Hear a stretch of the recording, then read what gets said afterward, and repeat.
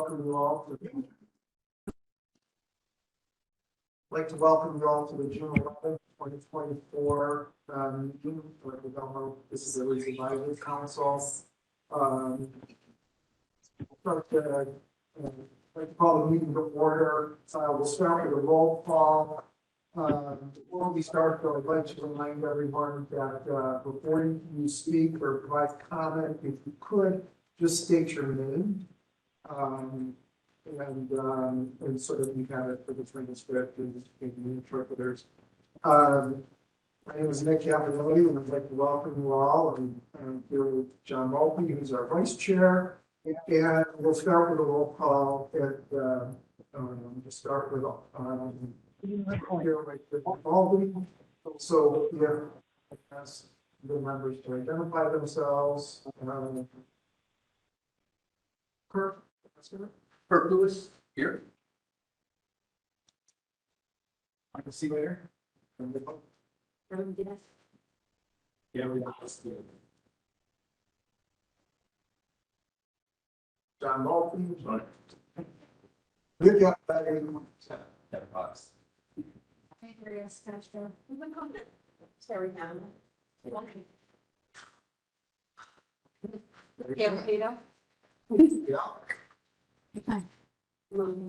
Alexis.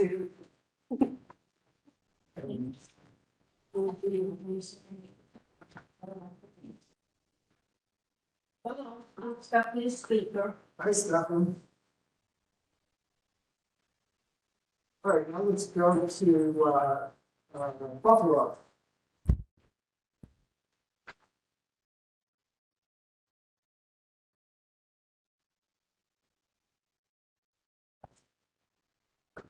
Susan.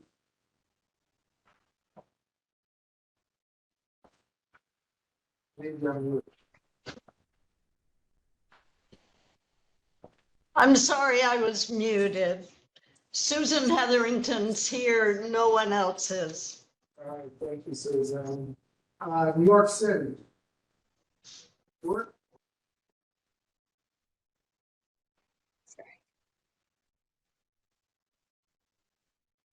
New York Stuart?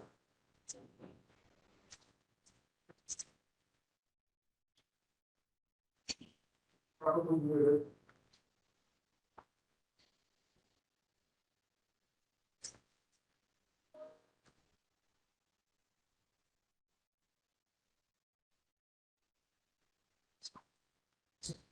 New York City, Stuart? Good morning, New York City here. And Stuart, is there anybody else joining New York from the council? Nobody else, but Marietta Austin is outside on her way inside the building. Okay. Long Island. Not in yet. Okay. Long Island. Missy?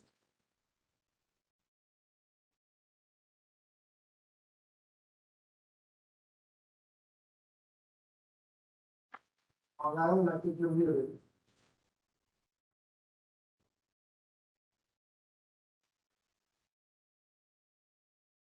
Can you hear us, Missy?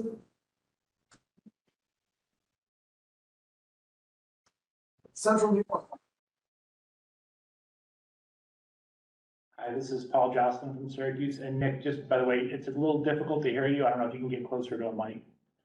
How's that? Better. Sumantra Sarkar here. Hi, Sumatra. Any other members in Central New York? Just the two of us. Okay, very good. Long Island, Missy, can you hear us?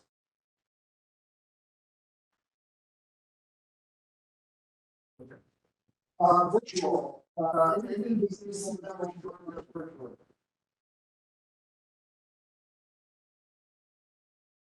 Nick, this is Kim, the interpreter.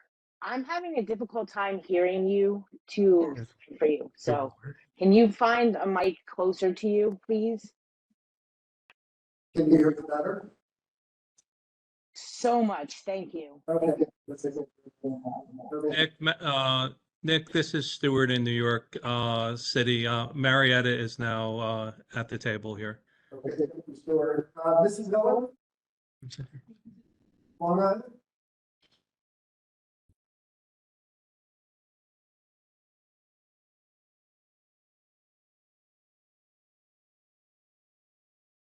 Okay. Why don't we proceed? Again, I'd like to thank everybody for attending. We'll give a few minutes for folks to sign on. Before we actually determine if we have a quorum. I would like to thank everybody for attending today's meeting in person. It's always important for our members to attend in person so that we can achieve as well as proceed with the meeting. What I'd like to do now is just review the agenda.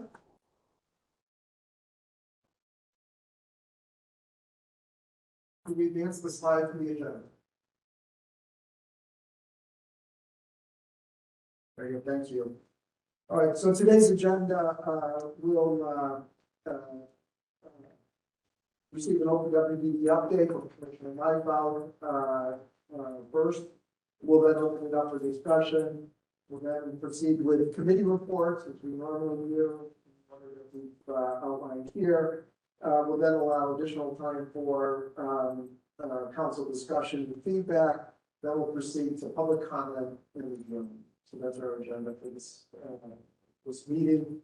But before I turn it over to Commissioner Nyfeld to address the council, I'd like to thank the commissioner for all that she's done for the IDD community. As many of you know, this is the commissioner's last DDAC meeting. She'll be leaving us at the end of the month. I can remember, first having the pleasure of meeting Commissioner Nyfeld, who was then Deputy Secretary Nyfeld in the previous governor administration. And we were at that point in time having many discussions. I know some of you were part of those regarding the pandemic and how to best prepare the field for the pandemic and address some of the unique needs of the population. And she was on every one of those meetings. I can remember, we were out at 4, 5, 6 o'clock at night. We were doing weekend meetings, and she was always present, talking to the providers, the family members, the self-advocates, in helping us navigate that particularly difficult time. She then left the administration, but we had the pleasure of welcoming her back as commissioner under the Hochul administration, and she's been with us for the last several years. Commissioner Nyfeld has been a very strong advocate for the field. She's helped us get additional investment, ARPA funding, several years of COLAs, which we have not received in many, many years. So very effective advocate. We also have our first 507 plan in over a decade. The commissioner has been a vocal advocate for health equity, which we know is important, has been cited many times in our meetings. It's just been a phenomenal partner for all of us. And we certainly, want to thank you for everything you've done, Commissioner. Let me open it up for anybody else who has any comments. Please, Kristen. Thank you for your efforts to dental issues and home DOH and for the additional funding for operating stuff. See where it goes. Hopefully it's enough, or we not, but. There is a comment in the chat before I make my comments about the commissioner. Okay. I don't know if it's a current comment, but there is a comment about the audio in the main room. Okay. It's difficult for them, so I don't know if we can do a check-in with them to see, is everyone hearing okay? Stuart, can you hear us? Still not the best. It's Not the best. Okay, so let's just do a quick roll call. Buffalo? Can you hear us? oh, she has audio content. It's talking to the mic, so that's why they can't hear us. Okay. It seems so. New York City? We can hear, but the quality is irregular. Okay. Long Island? Yes, we are having a lot of trouble hearing you. Okay. How do you unmute? And can we take off the agenda and just have the speaker, because we have agendas here? Okay. Have the speaker in the screen? Okay. Thanks, Jerry.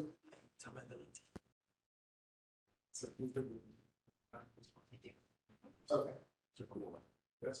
Okay, we officially do have quorum. So, did you have any other comments, Kristen? Of course I do. Yeah, okay. So I want to echo what you said, Nick, about Carrie. I've known Carrie for a very long time. I'll call her Commissioner Nick. But Carrie and I met actually when she was finishing her master's degree a few years ago. And it's really been a pleasure and a privilege to see how invested she's become in this field in particular. She had a lot of responsibilities for other agencies as well as this one when she was in the governor's office. But it's really been a pleasure to see how much she has really embraced this field, the DD field, and all of the things that she has done, as you said, to advocate for improving the field. And so it pains me to wish her well, but certainly we hope her great happiness and every success in the next chapter. So thank you.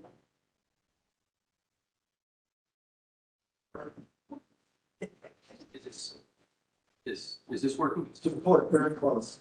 Hello? All right.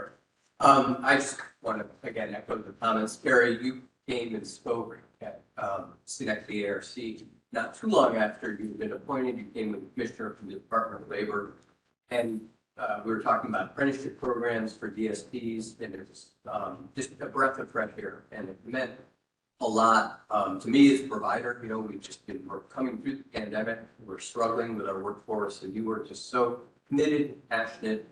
It showed in your comments and in your commitment, your willingness to get out or meet providers. So again, I join with everyone else in wishing you the best and thanking for what you did.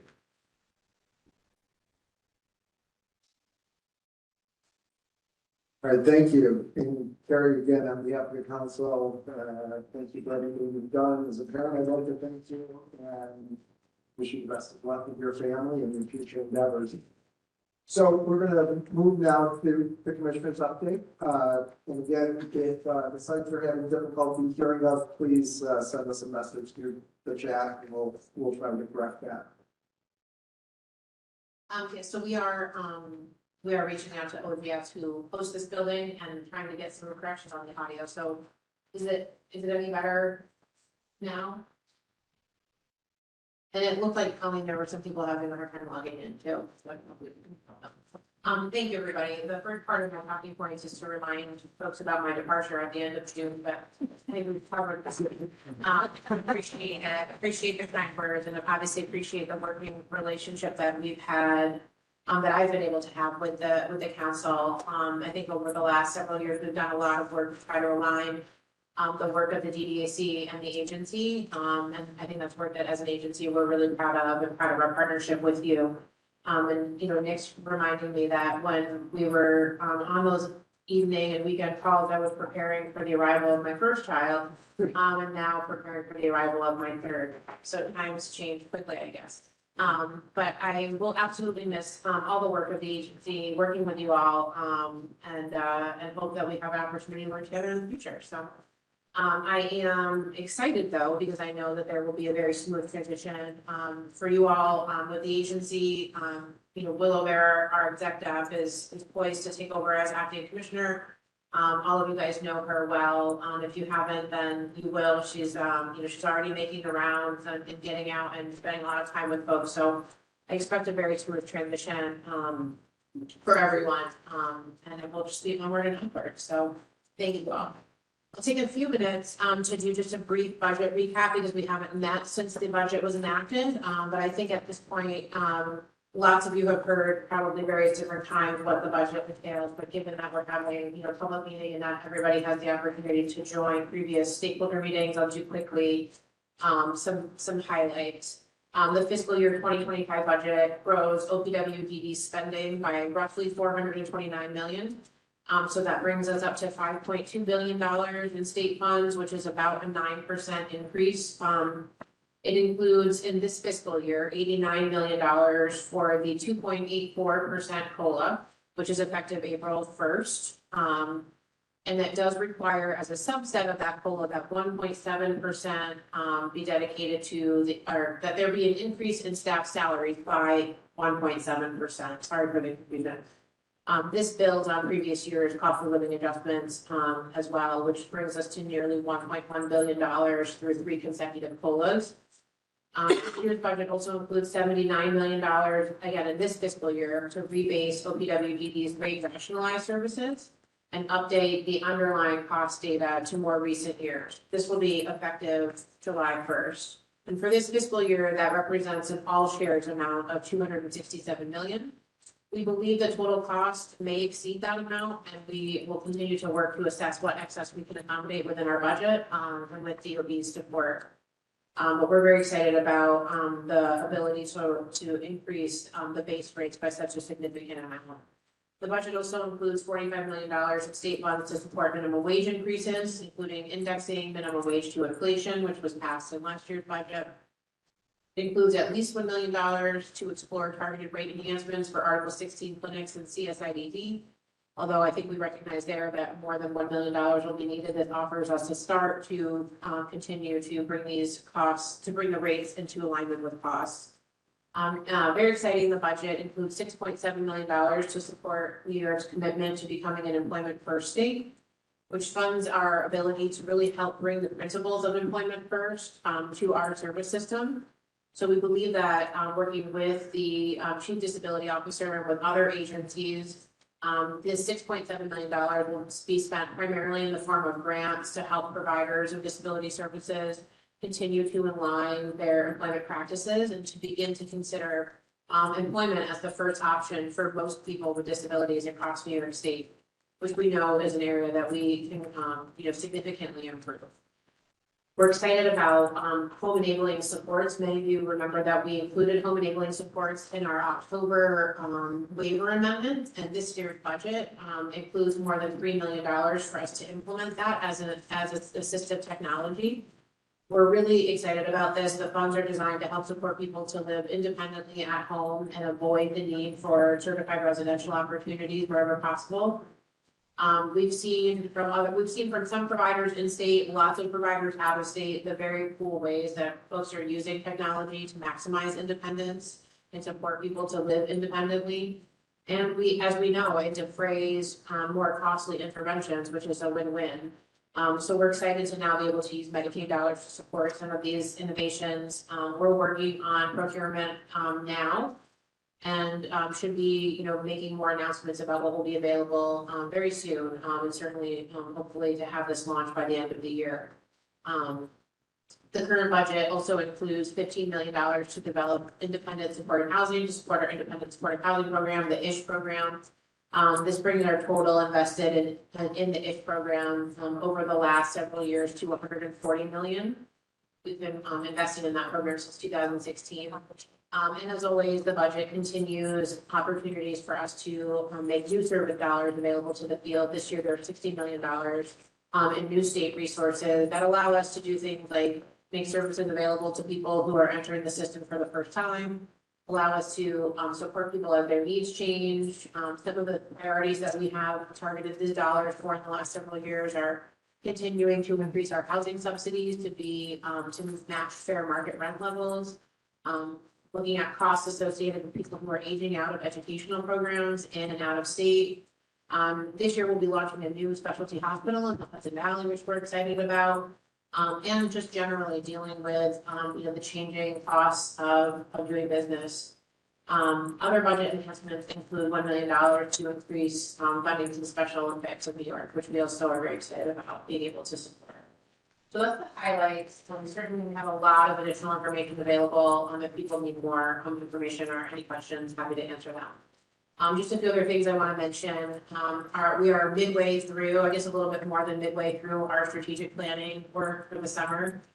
We have hosted 4 strategic planning sessions, so far, Long Island, Capital Region, North Country, and Rochester. Next week will be in Rockland County, and then in July in the Bronx. We'll also be hosting 2 virtual forums in July for folks who haven't been able to attend those in person.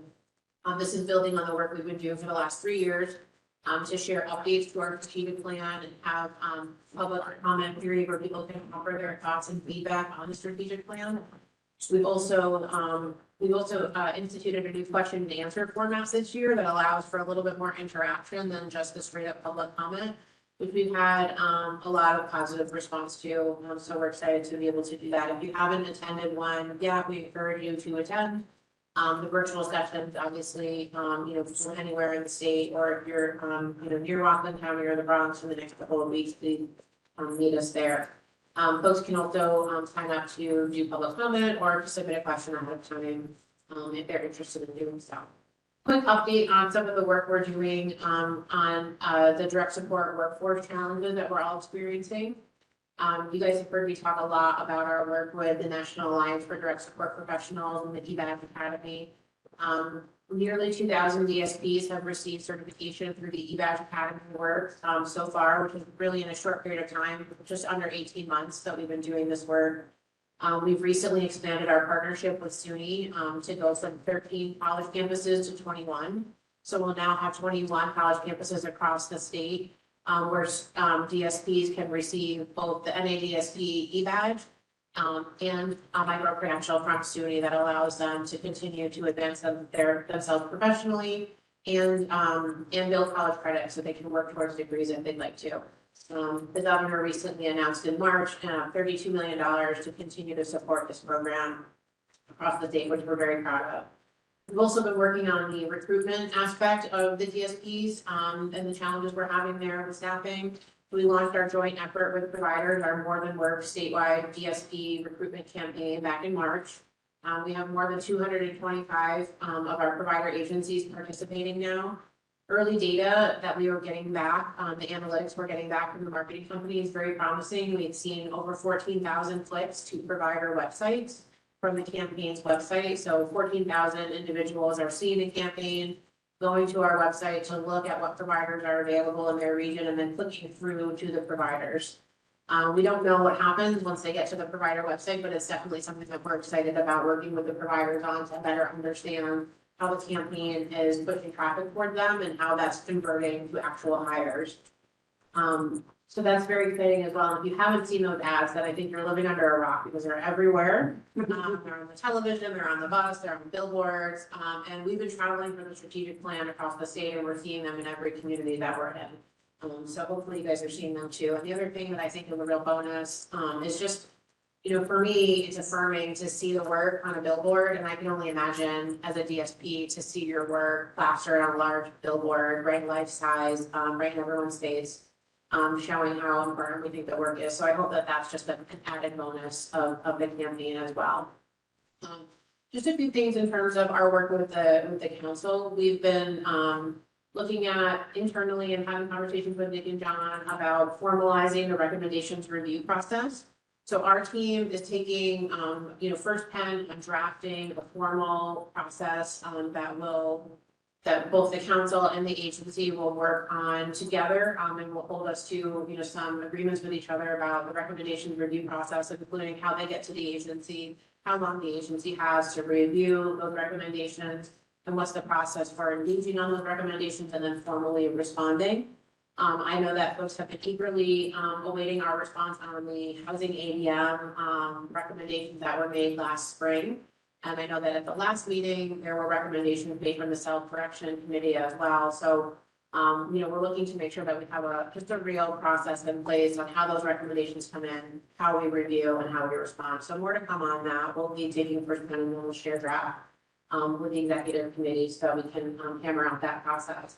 On the housing ADM recommendations, we've been working over the last several months, really since they came in, but very intentionally over the last several months since we made a commitment to respond to those.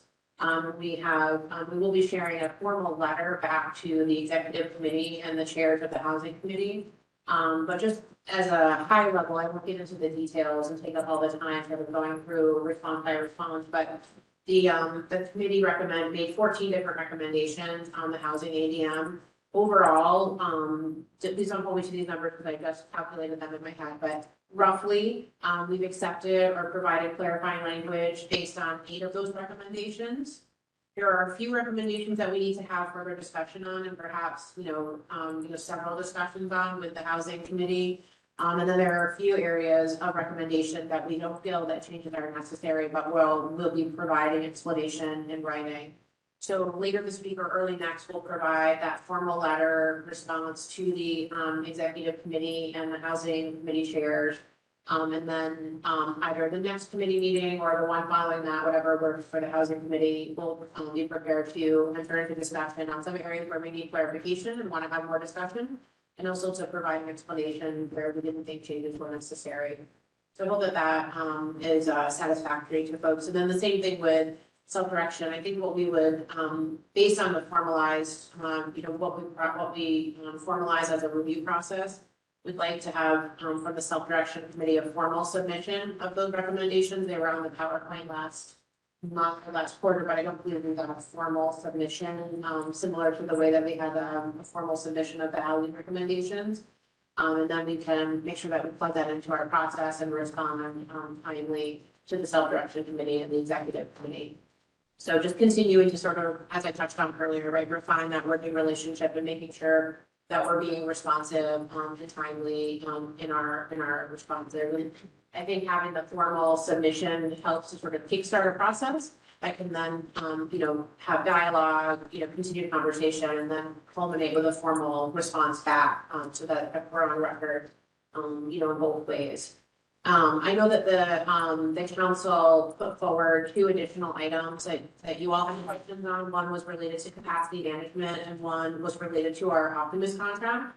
So I think we have Anne Marie Peterson joining us virtually to talk about the capacity management update. Hi, Carrie. Can everybody hear me okay? Super. So I'm very excited to give an update on the capacity management application.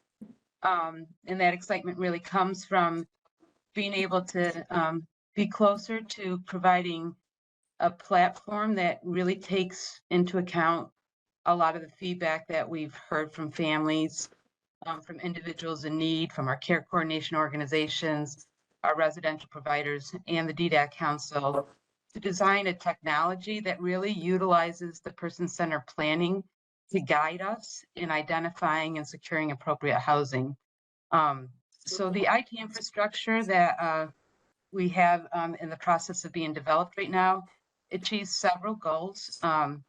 We know time is of the essence when meeting housing needs. The platform is really designed to seek efficiencies in our current process, really focusing on timelier placements. It's really understanding all that the CCOs and residential providers do and really trying to maximize their outcomes in serving individuals and alleviate the paperwork requirements. And it's also really geared to provide greater reporting and detail both on our housing portfolio and then what types of needs people have that are seeking certified housing. So, all these efficiencies that this IT infrastructure, the capacity management application will bring will make us nimble to be responsive to the changing needs of people and identifying gaps in the system so we can remedy them. And we're rolling out the capacity application in 4 phases.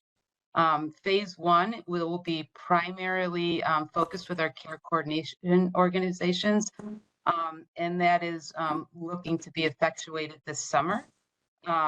We'll be working with the CCOs to transition individuals currently on CRO into the new application and those new seeking the service, right? So the CCOs will be providing enhanced knowledge within the application on preferences and requirements a person has around housing supports. And this is really critical because it really gets at the person-centered nature of what we want to get at. The system will be able to identify specific environmental, clinical, nutritional, and social needs of a person. And that will drive improving the screening and placement process. During this phase one, it will allow current packets to be updated and amended by the referral source.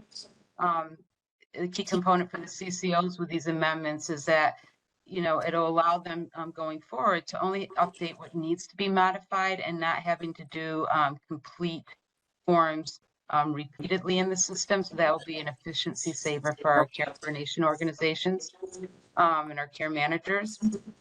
Phase one will also include the capability to remind the care managers when we need updated referral packets. And this is really critical because current information leads to faster opportunity and placements for people. So we are close to completing the development of this phase one, and we're anticipating testing within our regional field office staff and our care coordination organizations in July. And with implementation shortly thereafter. The second phase of the capacity management application is really focused on our residential providers, where they will be working to identify specific information. We call them site profiles. They will be completing site profiles for each of their homes. And they also will be sharing information about the environmental bells and whistles of those homes, the clinical supports, nutritional and social supports that those homes have. This will match and align with what the same kind of questions that the care managers are providing. And we will roll it out in a similar format with testing, training, and implementation as phase one. And we anticipate having all that site profile information rolled out in mid-fall of 2024.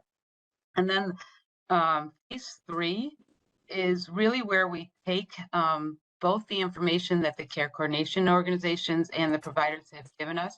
And it really, encompasses that person-centered planning and information about the homes. And it will allow for targeted screenings because it will be able to match up based on what homes are able to offer and what a person needs. So really target the screenings to make for more successful placements.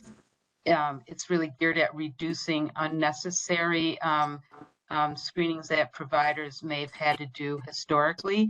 And it will also prevent disappointing individuals having to go through a screening process and maybe not being selected. So the application during this, again, it'll allow us to transition through designation categories of emergency needs, social, substantial need, and current needs more efficiently to make sure that we best meet the needs of individuals. And that phase three will roll out in the first quarter of 2025. The last phase, phase four, is really focused on our non-certified housing. And we will bring the non-certified housing process into the capacity management application, again, seeking efficiencies. And we anticipate that rolling out in the second quarter of 2025. So through each of these stages, additional reporting capabilities will be made available. And the data upon completion of the whole system will really improve our knowledge of where needs are for both individuals seeking and the type of housing stock that is needed. And this is really critical to allow us to be strategic about where we develop housing and to be responsive to the people's housing needs that they have. It has been really, really important for us to hear from families, from our care coordination organizations and providers, because it has really guided us in this design. And we really want to use this technology to ease the paperwork burden. We want to use the technology to inform us to make timely decisions and to ensure that any current delays that are currently in the system are rectified as we move forward. Carrie, that's the updates I kind of really have on this now. I'm happy to take questions if people have any. Thanks, Anne Marie. I think we'll save questions for the discussion period that will come right after this, but I just want to emphasize Anne Marie's excitement. This is something as an agency that we have not been able to invest in, and I think, everybody knows, right, over the last decades, not been able to invest in our agency's infrastructure. Governor Hochul has changed that for us and both, giving us a budget for infrastructure and the support to be able to do some of this, recognizing that agencies need infrastructure to perform for, New Yorkers. So it's an area that we're very excited about, and we think it's not always the most exciting to talk about. People want to talk about, the new and innovative services and home service dollars that will go, but we can't do any of that without a really, foundational infrastructure. So we're really grateful and excited to be able to be building that infrastructure that will help with efficiencies, will help, with more, quicker access, and will make it so that our team can be focused on the cool and innovative things, and also so that our providers teams can be focused on those cool and innovative things and not bouncing Excel spreadsheets back and forth between each other for months and months at a time. So this is a very exciting update for us. And Dr. Jill Pettinger is here to talk about our Optimus contract, which is also another piece of exciting infrastructure that the agency has been working on and building. So. Thank you. Okay. So I understand there was a question that was raised about what is this Optimus contract that OPWDD had engaged in. And we do have an active contract with CBIZ Optimus working on establishing policies and standard operating procedures for our yet to be built Bureau of Service Allocation Research and Review. So this is sort of future planning contract, if you will, to create a framework that will support the activities of this bureau, which I'll give a little bit more detail on in a moment. But essentially, once we establish our Bureau of Service Allocation Research and Review, we intend for that bureau to lead various initiatives to really help us focus on how we can improve health equity, service allocation, and service access. And the Bureau really will be ensuring that data collection, analysis, and research are assisting the agency in understanding any inequities and disparities in our system of care, and assisting in creating change that helps to assure that there's a fair and balanced distribution of resources. So again, this is a contract that we originally thought we would be able to start, I think it was in 2022, but it had to be extended out for the start date. It didn't actually get signed to start in, I think it was summer of 2023. It now goes through December of 2024. My staff have been meeting about once a month with Optimus to work on this particular project. We recently received the first deliverable. So again, it's really creating that roadmap for what those standard operating procedures will look like, again, for this future state of work that we will be engaged in.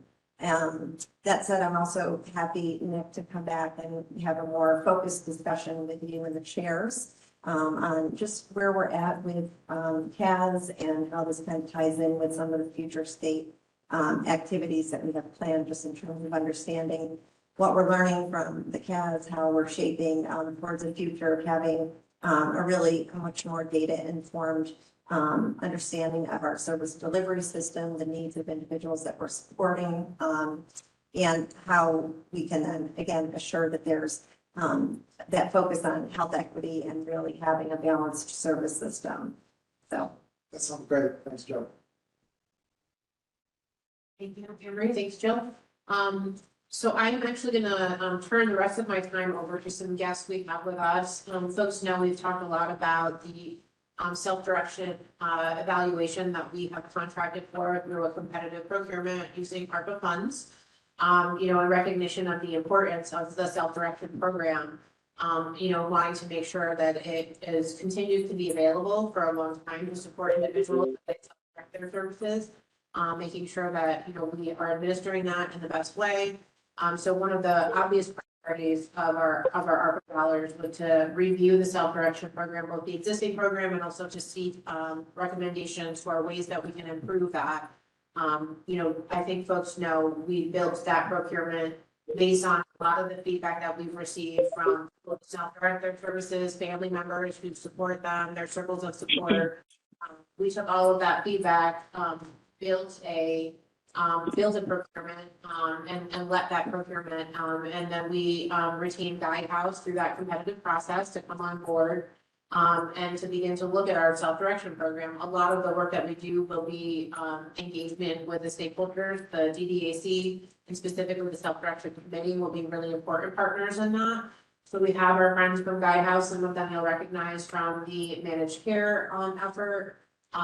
Here to give a briefing to the council on the work that they'll be doing, and then also specifically on how they'll be seeking to engage with the self-direction committee to be bringing in a lot of stakeholder feedback and a lot of engagement. So I will turn it over to Mark in just one moment. I just want to thank again, everybody for the very kind words, and also for the partnership, over 3 years. After Guidehouse is done, we'll just turn it back over to the discussion period. So you're on, Mark.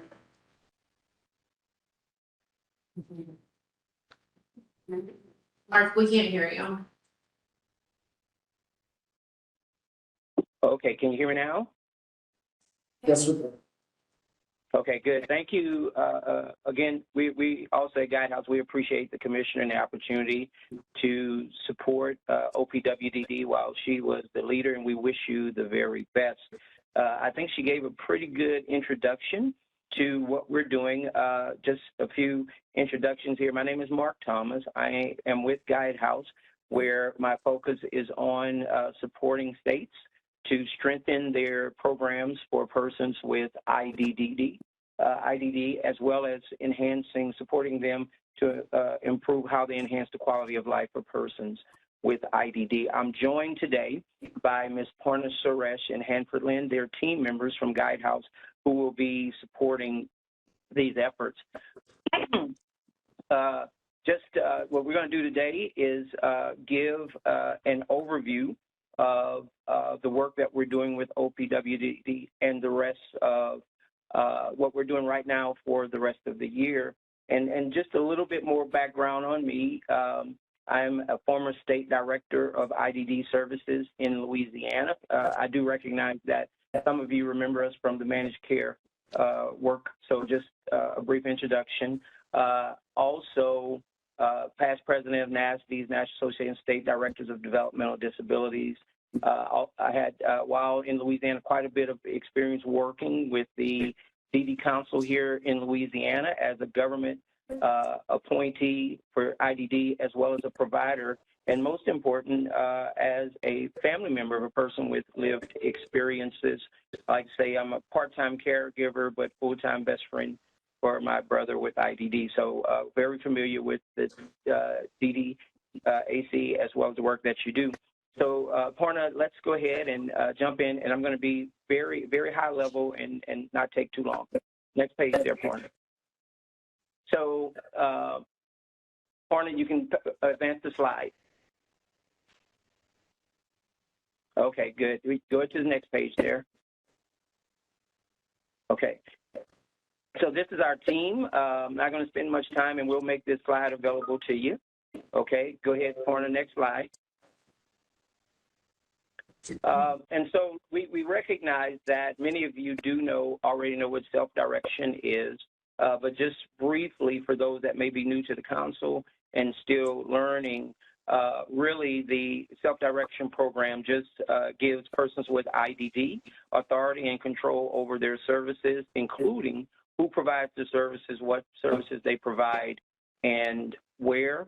OPWDD serves about 28,000 people in their self-direction program. Next slide, Parna. So here's what we're going to be doing, and I'm not going to read all of this to you, just going to briefly go. So one, in this assessment and evaluation of the self-direction program, we're going to be looking for gaps in services. So if there are needs that are currently not being met for individuals in the self-direction program, or if there's a need for a more comprehensive service array, we're looking for that to make recommendations on how OPWDD can improve the program. We also recognize that there are different demographics of people who use the program, both adults and children. So we're going to be exploring making sure that the services available to both of those demographics are appropriate. But there's also a recognition that there are underrepresented populations who may be having challenges and difficulty accessing the services. So we're going to look at that as well to see if we can support OPWDD to improve access. And then we're going to be looking around the country to look for how other states are operating their self-direction program and to see if there are evidence-based practices or best practices on how services are delivered in other states that we can bring back to New York City. when we're looking at activities, we're going to be looking at data. And the data we're looking at is actually who is accessing the services. We're going to look at how the program is operated.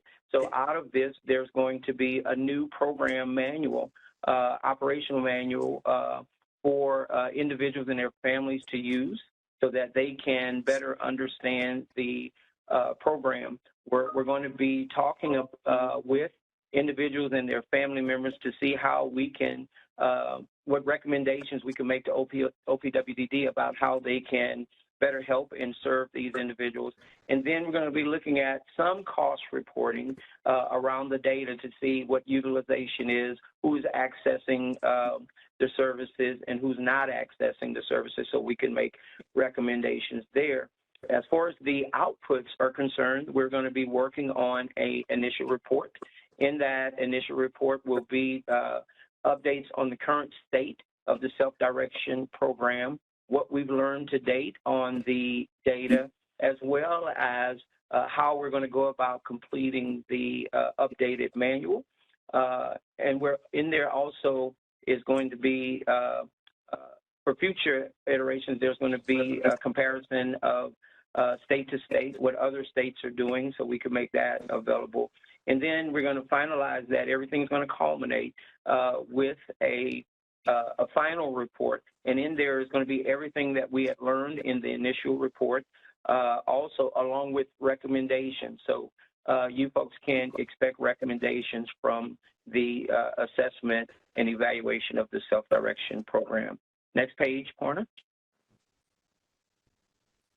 So this really just tells you who are the persons that we're going to be speaking with, who are the stakeholders that we're going to be interfacing with as part of this process. Most importantly, individuals with lived experiences and their families who utilize access to self-direction program, but we also recognize that there are other players who we need to talk to, such as the fiscal intermediaries and the support brokers, and how we're going to meet with these individuals. So there, as we did with previous studies, there are going to be town halls and focus groups for individuals and their families.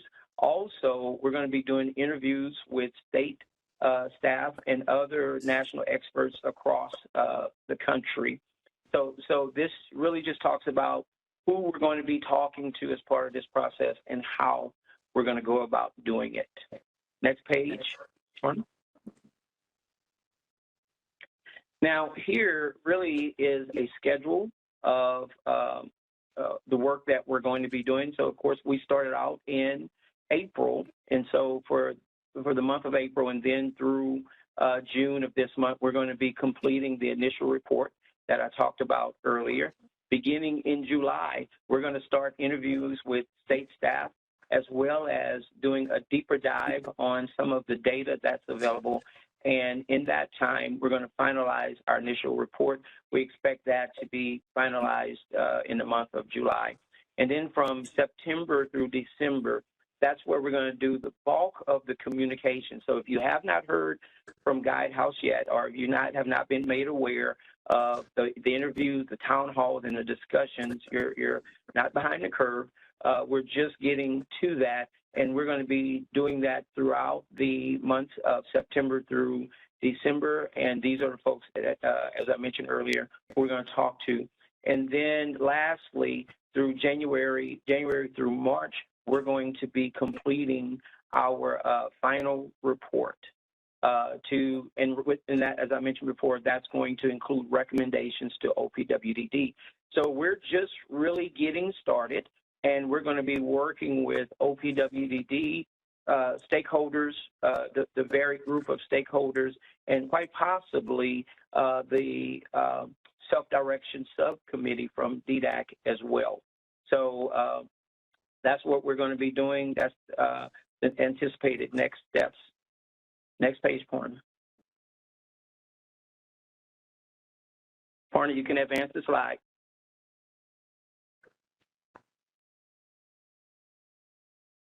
Maybe a little delay in there. Okay, so I'll keep going.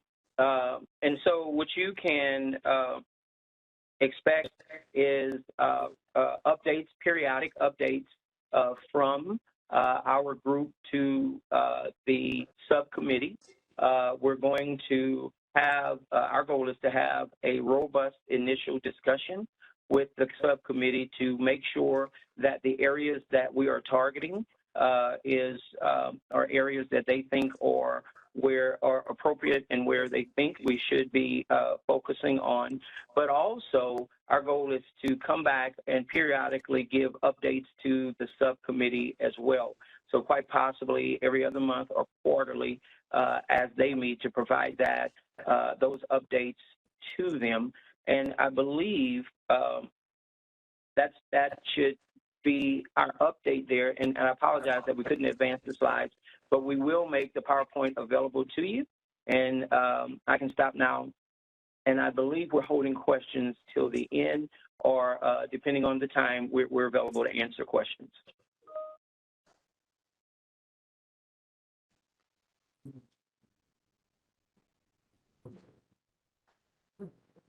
Okay, so I'll turn it back over to the lead.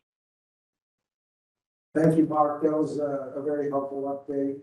And we'll hold questions till we actually talk a little bit more in some direction. Okay. We put the, okay, so open. Okay, so we want to open it up for discussion now. Okay, we will open it up for discussion now. So again, I know Commissioner Renfro shared quite a bit with us, and we've also heard from Dr. Bettinger and folks from Guidehouse, so we'll just open it up for discussion.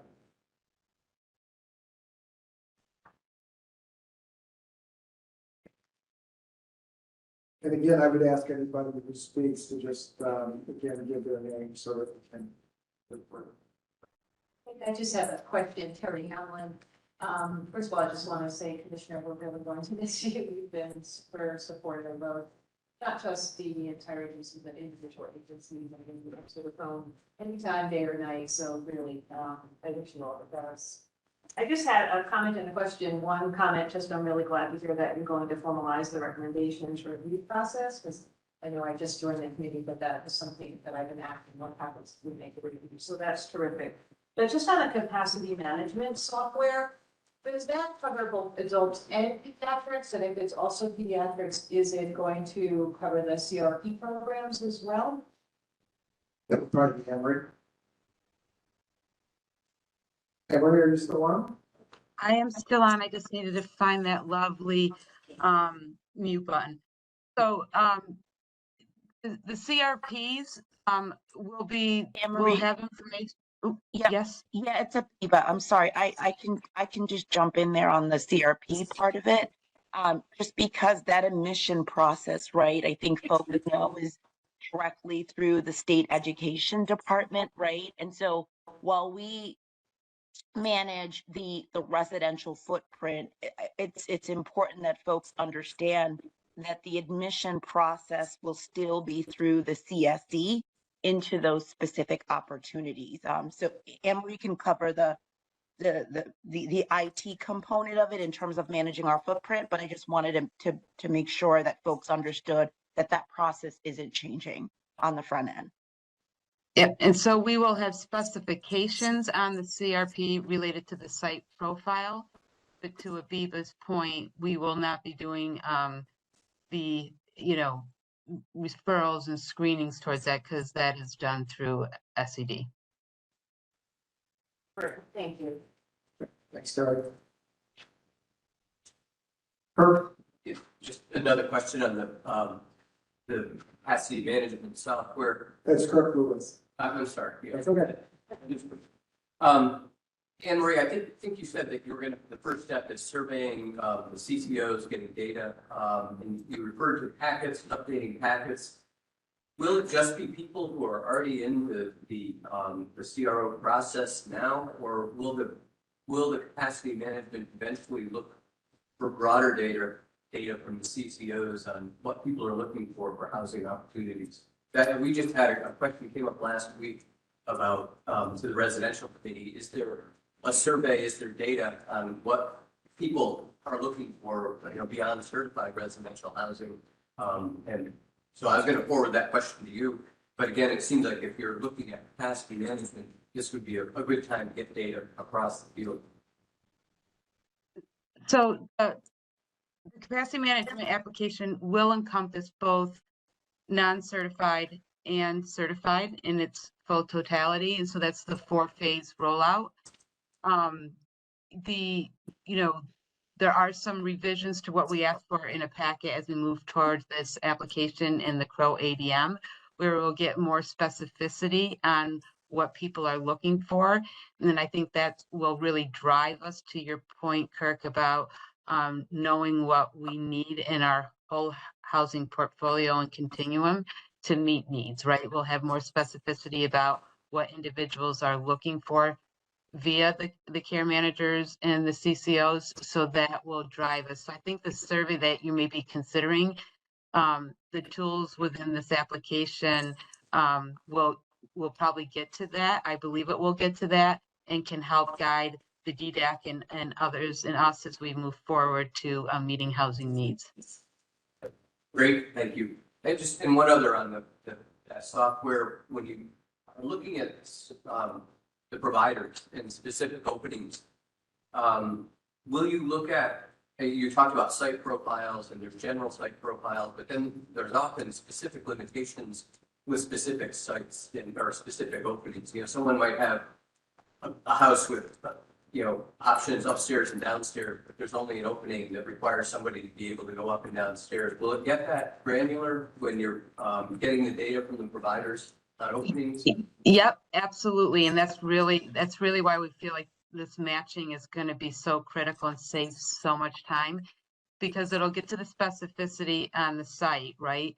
But we'll also capture when there's a vacancy, where that vacancy is, right? So if it's an upstairs bedroom, someone that can't ambulate stairs, we won't force that screening per se, right? Like we'll look for people that can do ambulation, can do the stairs and where the matches meet. So that's where the individual's needs that the care manager has, and really both on the site and then when they announce the vacancy, we'll be able to really target referrals and target matches to really make sure that the placements are more ideal than they've ever been.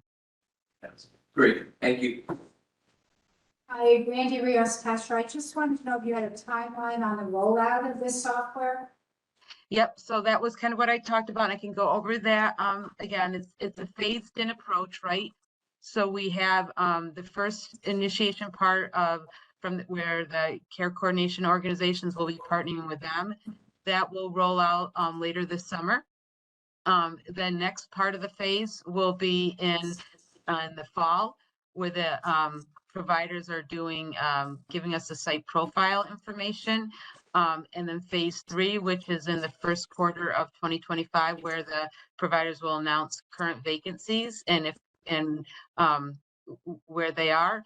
That will be in phase 3, and that will allow by the end of first quarter for us to be fully operational with the certified component of the capacity management application. And then phase 4, which is the non-certified, will roll out in the second quarter of 2025.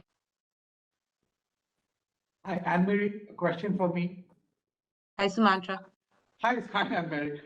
2 quick questions. Thank you for the update. First, is this developed software, or is it a packaged software that you are customizing it to these our needs? This is a developed software specific for OPWDD, and so it's not packaged and then redesigned. We have built it based on our system, and it's being worked out. They're using a Microsoft platform to help design it. So in that regard, but our developers are designing it specific to our needs. So it's completely developed by the OPWDD IT team. They are the ones who own it, own the source code and everything, and they are the ones who are going to maintain it? Correct. Thank you.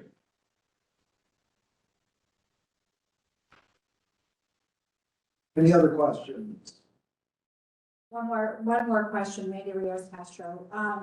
In terms of the individuals that are going to be put into the system that are seeking placement, is there any discussion about vetting the existing data that we have on them? Because I know personally for our agency, we've approached many families to fill existing vacancies, and then when it comes to them, you know, determining whether or not they want the placement, they said they're not ready for placement, but yet they're on the emergency needs list.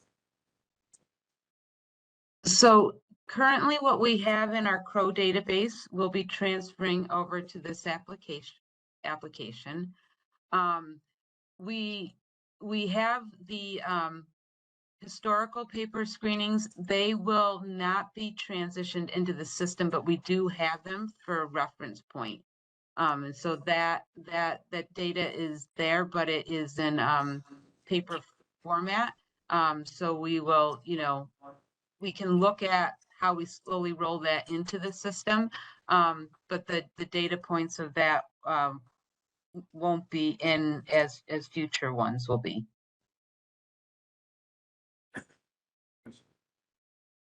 We got to Tom?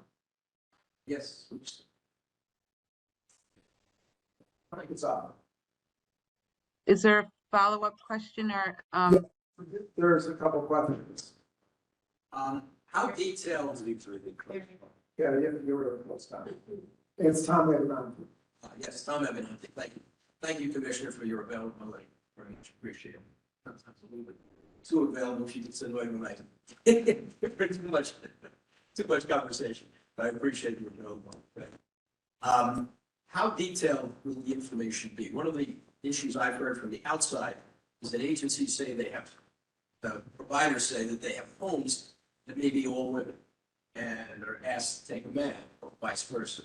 And then there becomes a controversy between, will this database also provide that type of information and provide the type of information that the provider is looking, provide the information that specifies what type of a person the provider is looking for to fit the home. So I'm going to paraphrase, make sure I understood it because you were very soft. Unless someone wants to, that's closer to a mic to. Anne-Marie, the question that Tom asked is the granularity of the data that will be available in the system. Will it be specific so that if an individual, the example Tom used, is, say for instance, a home has an opening for a female, will it actually identify whether or not it's female or other characteristics that are required for the home or for the opportunity? Yes, so that's exactly what we're trying to get to. So if the opportunity is gender specific, we will know that, right? We will have specificity on if the home has, any kind of safeguards in it that might help a person, maybe fenced yards, maybe delayed egress, certain things that someone needs based on a person's clinical presentation. And it aligns with what families and individuals tell us they need, right? So if they need a gender specific home, if they require, a single bedroom, a downstairs bedroom, a barrier-free home, if they require, certain safeguards in the house of locks, etc., anything like that they would specify that are requirements in part of their life plan that articulate them. These will match that up so that, so if there's an opportunity there that matches those requirements, that's where the referrals will be. It will also let us know if there isn't any matches, then we have a gap, and that's something we would look at how we address that. So it does get to the granular. It's something we've never had in our system, and why we really took the time to build it, because we've heard about the efficiencies and the time it takes, and we really felt that if we built this granularity into the system, we could really get to the efficiencies that everybody is looking for, and to take the knowledge that families, and care managers have within their life plans and incorporate that within the database. Great, thanks for that, Marie. You're welcome. Yeah. Hi, it's Michael Seawider. Two things, one comment, I guess, first, which is the capacity management initiative. This is wonderful. Really great news to hear. Really just great across the board. And as a placeholder for Jessica, as we're thinking about the systems committee, this is a great example of the types of things that I think the systems committee, if we're thinking about where we can learn more about that which is taking place within OPWDD would be very helpful for us. Be thinking about the places where we might spend the time and energy of the committee itself. I have a question for the folks at Guidehouse. I don't, and it's just as much of a question for Nick as it is anybody else, but I noted that the CCOs were not part of the stakeholders that are planned to be engaged. And I just want to put a question mark around that. There seems to be something there, that they play a vital role in the lives of individuals, and I just want to make sure that we're thinking about whether that might be a valuable other stakeholders to include in this. Thanks for citing that, Michael. I actually made a note of that. I saw providers on the list, but we want to make sure providers include CCOs and care managers because they're often the first ones to engage with the individual, the family, on what their preferences are. Mark, can you comment on the engagement of CCOs as part of the outreach? Hello, this is Purna. Mark had to drop, but I'm also from the Guidehouse team and I can quickly speak to that. Yes, as part of, I think we broadly mentioned providers, but we'll work with OPWDD to also ensure that CCOs are included as part of that. So more to come on the more specific engagement, but I've made note on that. And one more thing, I also saw another comment about essentially the initial report for the self-direction assessment in the chat box. And I just wanted to broadly acknowledge that the initial report is being put together based on publicly available information. And we will be getting input from all partners, all stakeholders as part of subsequent project work. So it will include individuals, their families, support brokers, fiscal intermediaries. So just acknowledging both, like we'll include CCIs, that include CCIs, but also that that more engagement is forthcoming, and then the initial report is just an initial snapshot based on publicly available information. Very good, thank you. Greg Goldstein? Will an individual's medical... Yeah, you guys get really close. Will an individual's medical issues be considered as part of where they can be placed and taken into consideration? Emily, I think that's a question for you. I'm sorry, Nick, can you guys repeat that? It was really hard to hear the speaker. Emily, the question Gary asked is, will an individual's medical needs be part of the profile that is in the capacity management software? Yes, it will. So we try to capture all of that within the system, and the care managers will be critical of that. And we also try to capture the clinical supports that certain houses have, which others may not have, so that those medical needs can be, those specific needs can be matched up with the right opportunity. Thanks, Anne-Marie. Yep. Fox. Can you hear me? Yes. Okay, good. This sounds like a really exciting project, and the idea of more quickly getting to viable candidates for residential opportunities is really valuable.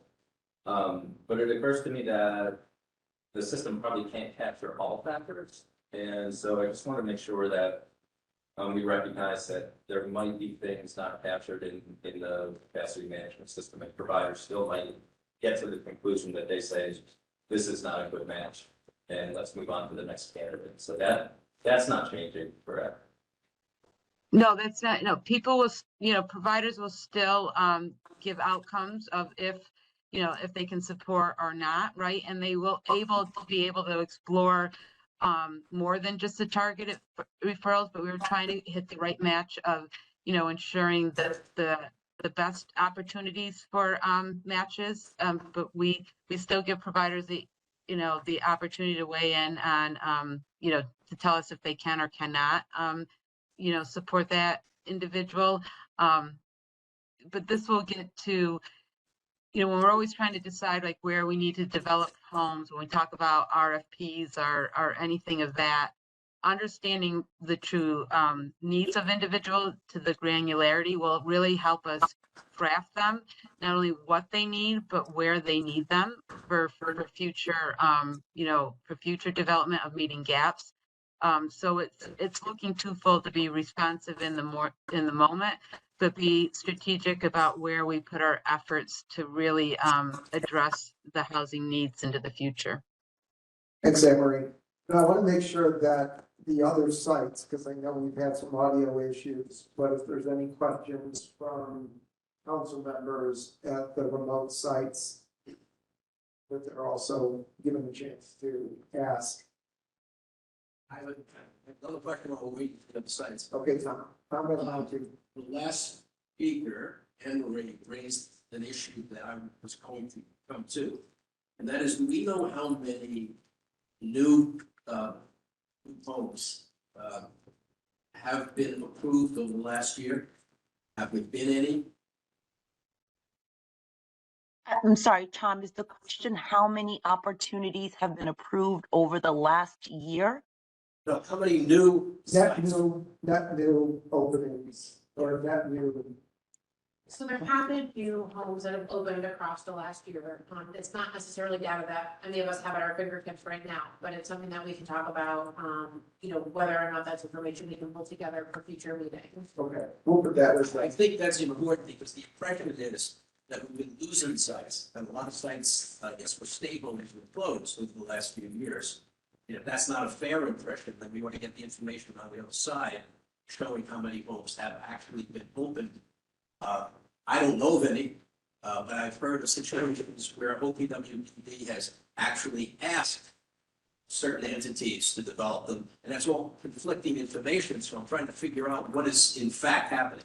Yeah, and I just think it's important. There definitely have been homes that have opened, both state operated and by voluntary providers in the last year. And I think that, the data questions are always important to ask in context, right? It's not just about how many new homes have opened. It's about how many, opportunities are available versus how many people need those opportunities.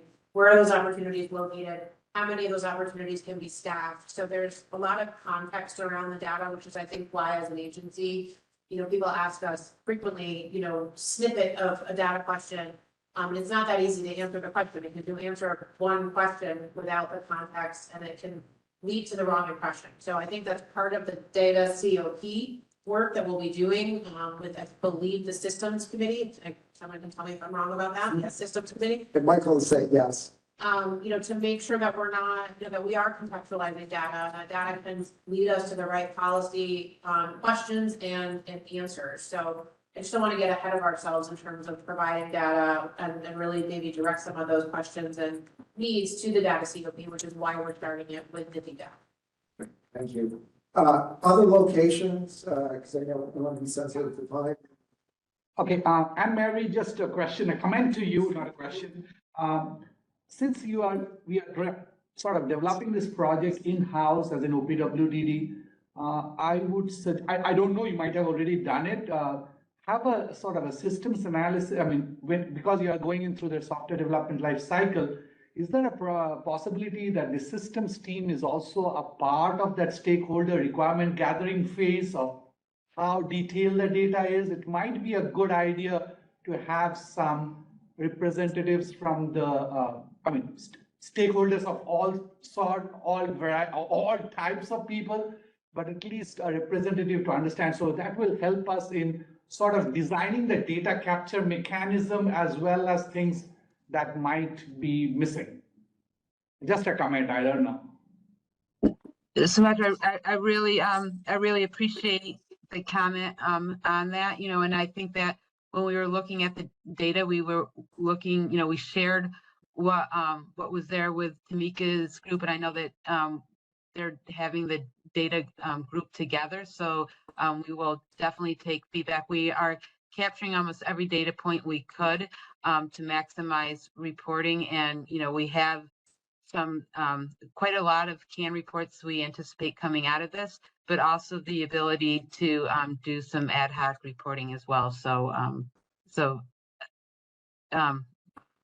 Really, really, really appreciate the question, and we're always open to making sure we get this right. Thank you. Okay, so what do we do? Any other questions? Yeah, question, Missy from Long Island. Hi, Missy. Hi, do we have a recent updated number of how many people are waiting for residential opportunities on the emergency list and on the regular list?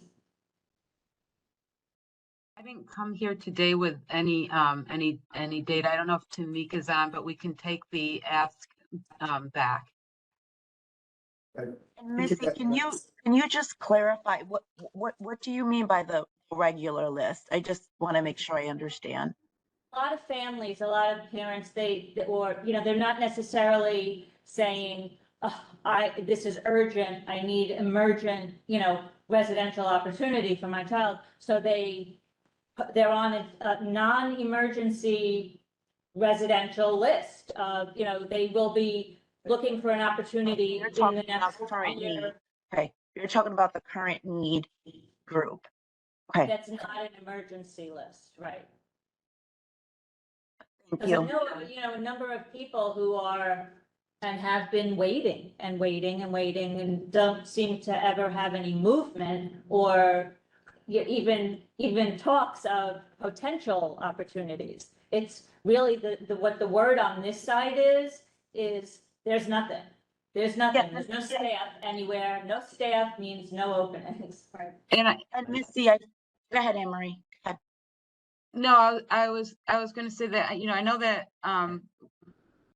we know and we have provided previously of information of people supported on the substantial and current need, but to get back to the update here on the capacity management application, one of the things that we really tried to do was to be responsive to that that line of thought and experience of people feeling like they're on the substantial need and current need and not getting opportunities. And with the targeted referrals, first and foremost, we want to make sure we utilize the opportunities that are in the system, right? And if people on emergency needs can't be supported in those opportunities, we want to be efficient and timely with transitioning to substantial, people that may be able to be matched in that opportunity from the substantial need and current needs list. And we believe what we've developed will get us there, right? So our hope is as this comes to execution and that it's fully operational, within the first quarter of 2025, the experience in the field is significantly different in that they see both placements from people on the emergency needs list, and when that opportunity doesn't match it, that we're quickly getting to those on the substantial and current needs to be supported in those opportunities.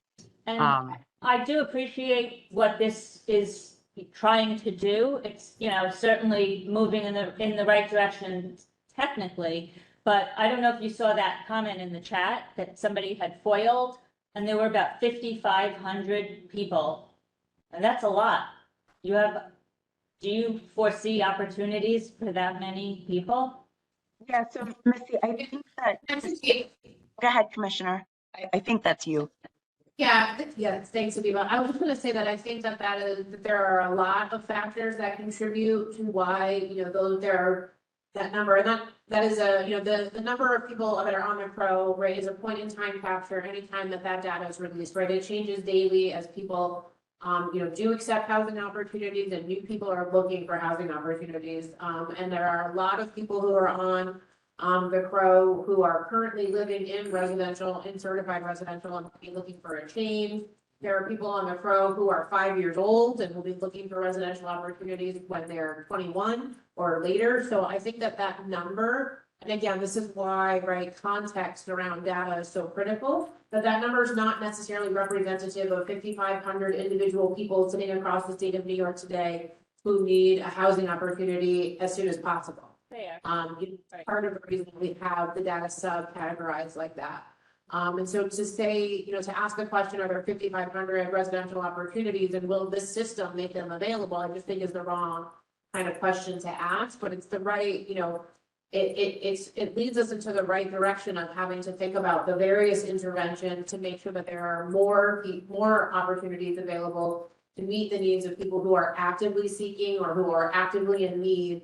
And then I think just going back to some of what Jill was talking about, right, making sure that when we're looking at opportunities for people, are we looking at what is the most independent, what are the most community-based opportunities that are available, right? And so all of the kind of discussions that we're having today, including the work that we're doing to try to enhance the workforce, right, are all part of the conversation around making sure that the residential system operates correctly. And the piece that Anne Marie's talking about, right, is that infrastructure that can help us to administer it, to understand it, to pull data from it. But there are a lot of other pieces to the context of what do we actually need from our housing continuum.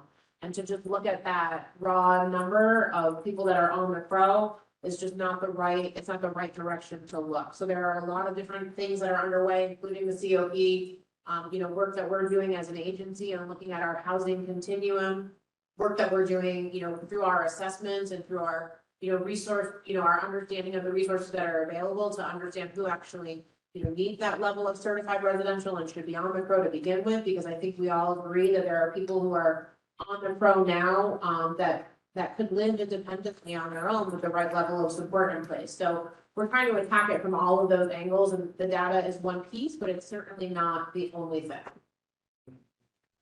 And I think this is a good segue to some of the work that's being done in the committees. Certainly this one residential as well as the systems committee looking at both the need as well as the data. We're going to do, do we have any other, before we get to questions here, and we'll take 2 more questions here, but I want to make sure that we've heard from Long Island, Sumatra, you spoke from Central New York. Any other questions from the remote sites about New York? Okay, so 2 more questions, then we'll move on to the next item. Right. Hopefully you hear me. Commissioner, I appreciate your comments on that. This is why I asked the question the way I did in the first place. But I do hope that we will be able to get those answers soon.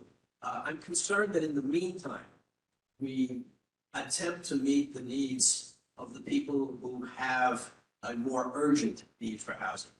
I know Missy and I, because we're part of the community, hear things that don't necessarily work their way up.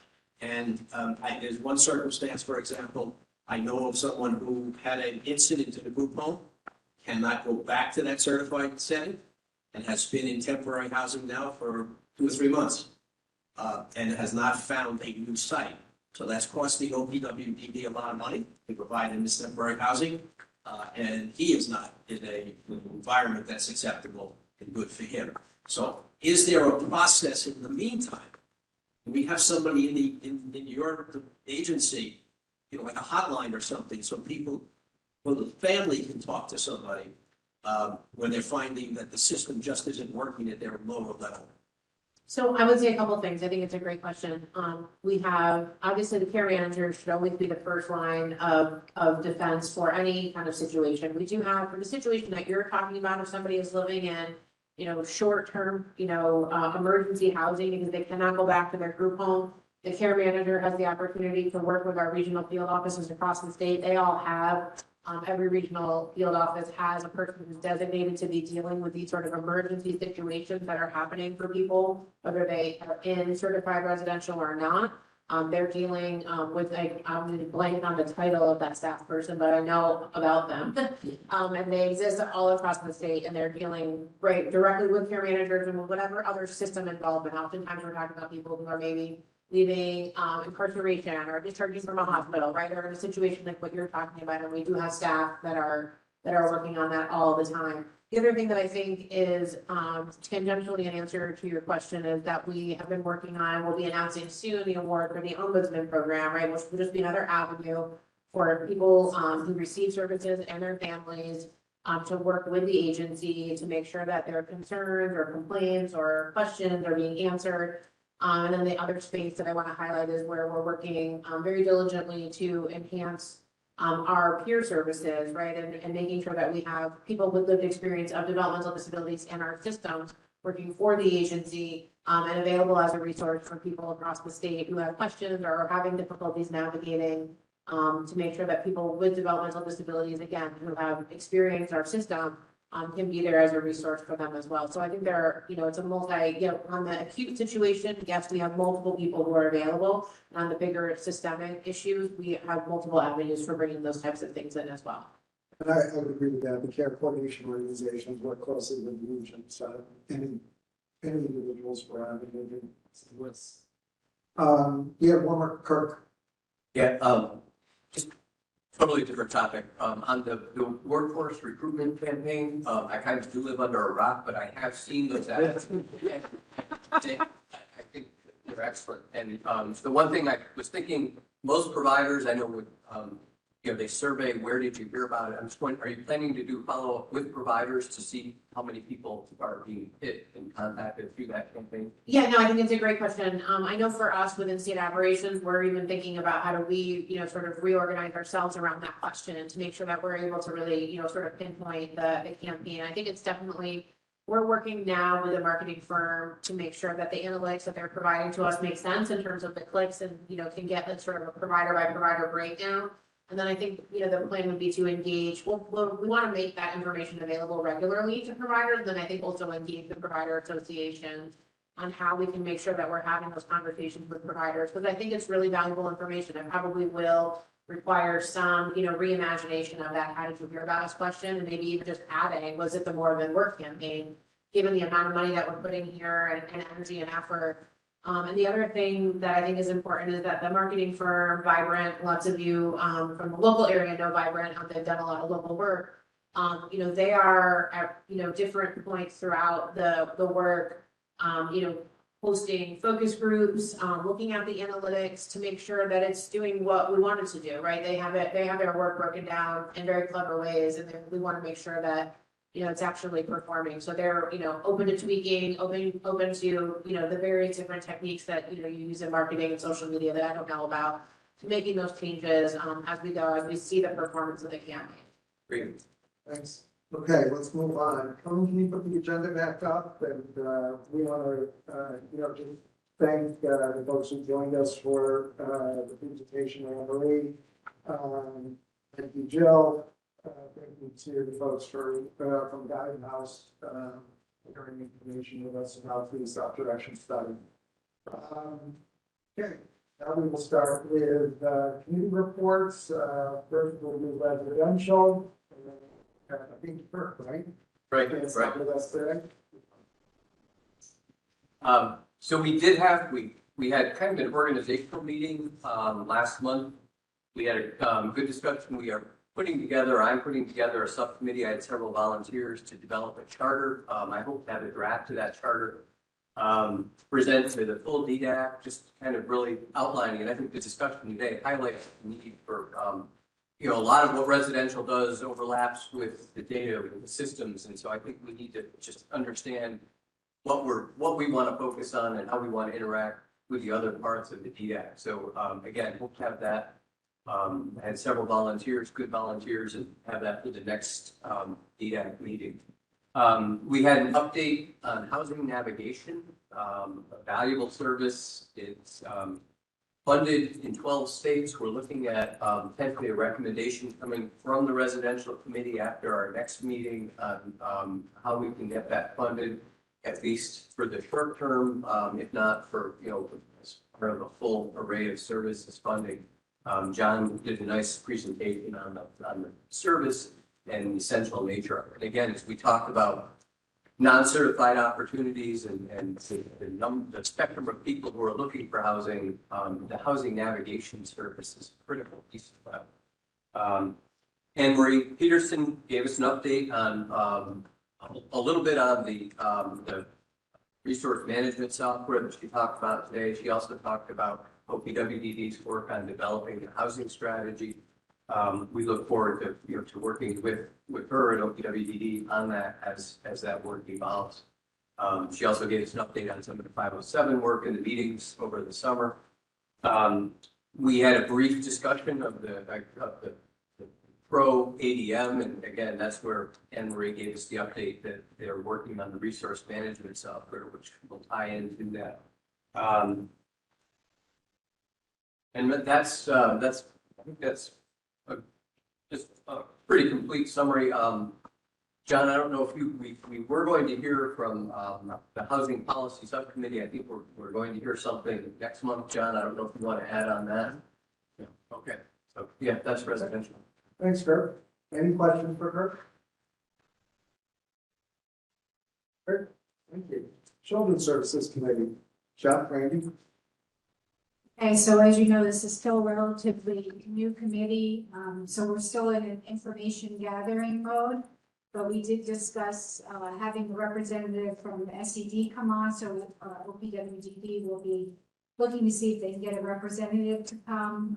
We're also looking for presentations from a couple of OPWDD senior staff, one from Dr. Pettinger on home-based crisis services, the other from Dr. Kira Mira, Chief Diversity Officer. So I think once we have those presentations, we'll be able to kind of really look at the information we're getting and to start to formulate some recommendations. The committee also talked about the FSS providers and sharing the information of, who are FSS providers and what services are they providing, because the committee did note that there are a lot of children that are being denied waiver services and pushed towards FSS. So just a better understanding of what those services, what services are available for them under FSS. And then we did have a brief conversation surrounding early intervention and its current placement, and just looking at the rates, because we know that a lot of the younger children are not getting the services that they need. There was discussion about an OSAP report that New York State is not in compliance and basically not able to provide the needed early intervention services. So we're going to be delving a little bit more into that. So I think, there's more to come as we meet and continue to gather this information and hopefully we'll have some recommendations shortly. Exciting. No, I was just going to add that there's also some discussion around one of the major obstacles in certain communities to getting through the waiver eligibility process is families who were limited English proficient and exploring that issue. So Very good. Thank you. Public moments. Gary? Thank you. Is this mic better? Yes, you can hear you. And I know Paul is here, he's also. Gary? Yes, you might see a slide with some of our membership on it. That's been updated, so ignore that slide. We'll be putting on the new next time. But we've met, we've had some reorganization, especially surrounding our complex medical committee with Missy Miller and Terry Hamlin taking charge there. That goal of that subcommittee, of that committee, is to focus and advocate for needs of the most medically fragile, complex individuals. They're in the process of inviting other members to join and filling in their committee. Mission statement will be developed, I would think, right afterwards. And we encouraging, I spoke to Jill Pettinger, and she's going to meet with the committee and also fill them in on what's been happening around the state. So that's good. Thank you. You want to add anything, Susan or Missy? And just welcome anybody who's interested in just sending either an email to Missy or to myself or Gary as well. I'll just note just a few of our members right now, because it is a diverse group from different service delivery systems. So we have some folks from DOH as well as OPWDD, but Victoria Aporio, she's an attorney with Haney's. She's VP of Insurance Managed Care and Behavioral Health. She'll be on the committee. Dr. Helena Babu-Ohm, who's VP of Strategic Partnerships and Government Affairs from the Center for Discovery, will be on the committee. Nancy Stella from St. Mary, she's an RN And she's in charge of government affairs and advocacy. Pat Tercey, or designee, Pat Tercey is the CEO of Elizabeth Seton Skilled Nursing Facility for children expanding into adults, as well as Lisa Krebs-Berger, who is a mom of 2 individuals, and is interested in self-direction and independent support, and she's an independent support broker. So just a few committee members. So if anybody else is interested, please let us know. Thanks. Thank you. Great.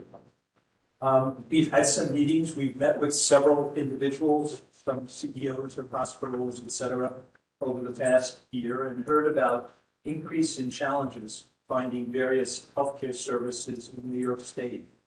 Neurology might be one, psychiatry another.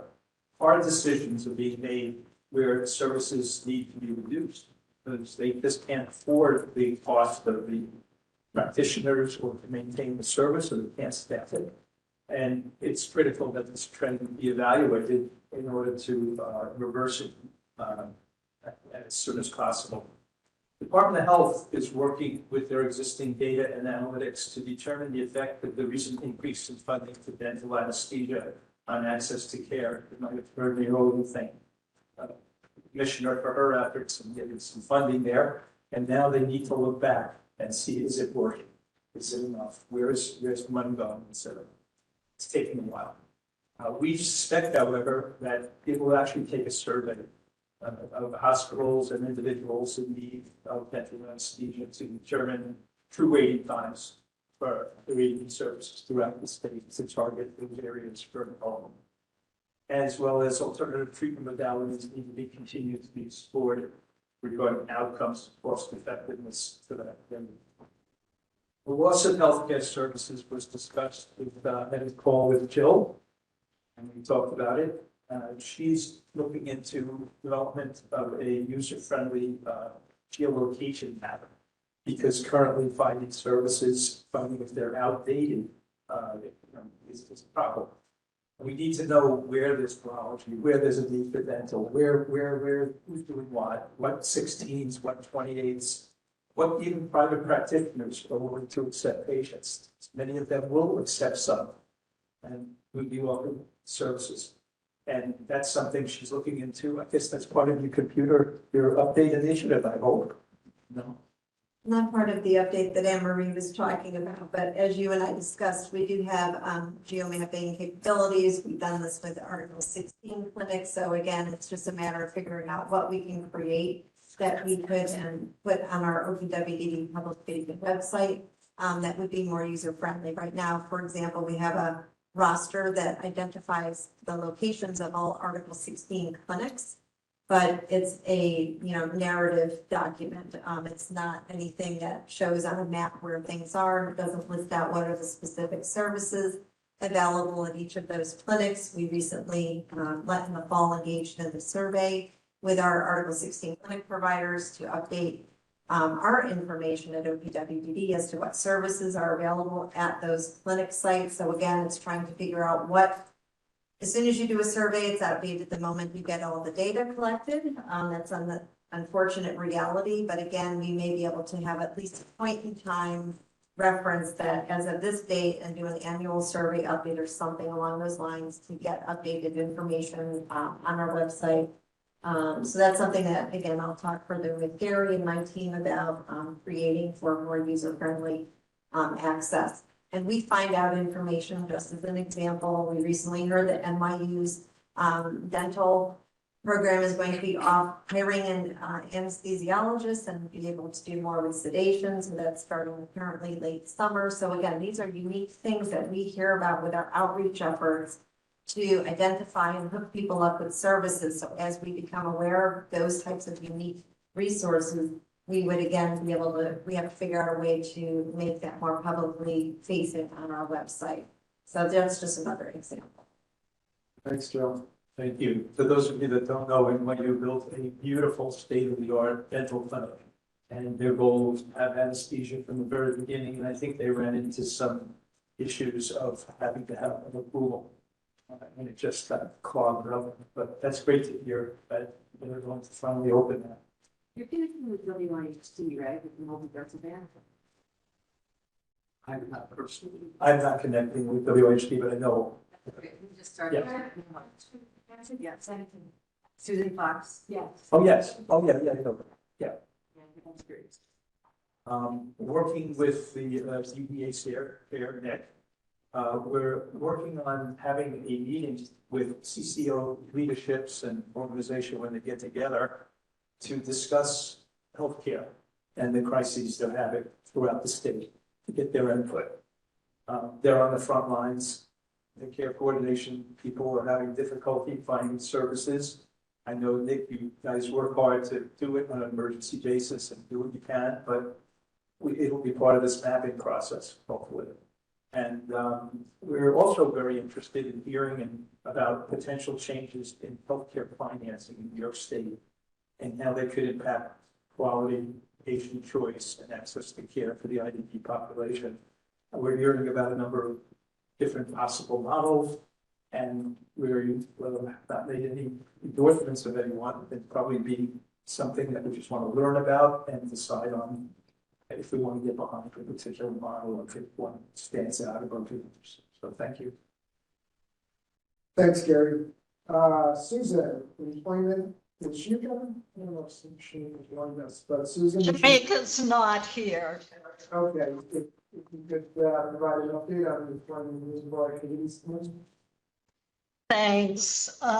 First of all, we have 2 new committee members, Mary Lee Boylan and Adela Lynn Kravitz. So I'll get that information out to you folks so that you can have that on your list. I'll make sure the slide is updated. Pardon?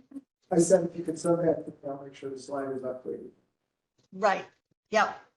I want to say thank you to Commissioner Neifeld for her interest in and commitment to employment, and others on the OPWDD team who have worked hard to fund new employment initiatives, to improve existing services, and to better gather data about those services. However, we still have a ways to go. Our committee, which is meeting unfortunately next week, so we haven't had a recent meeting. We have 2 recommendations before the executive committee. One has to do with a comprehensive graphic or roadmap to employment so that individuals and families know the possible routes if they are interested in employment. Another has to do with questions added to the process leading to life plans so that there can be a more effective transition plan. Questions such as interest, hobbies, employment ideas.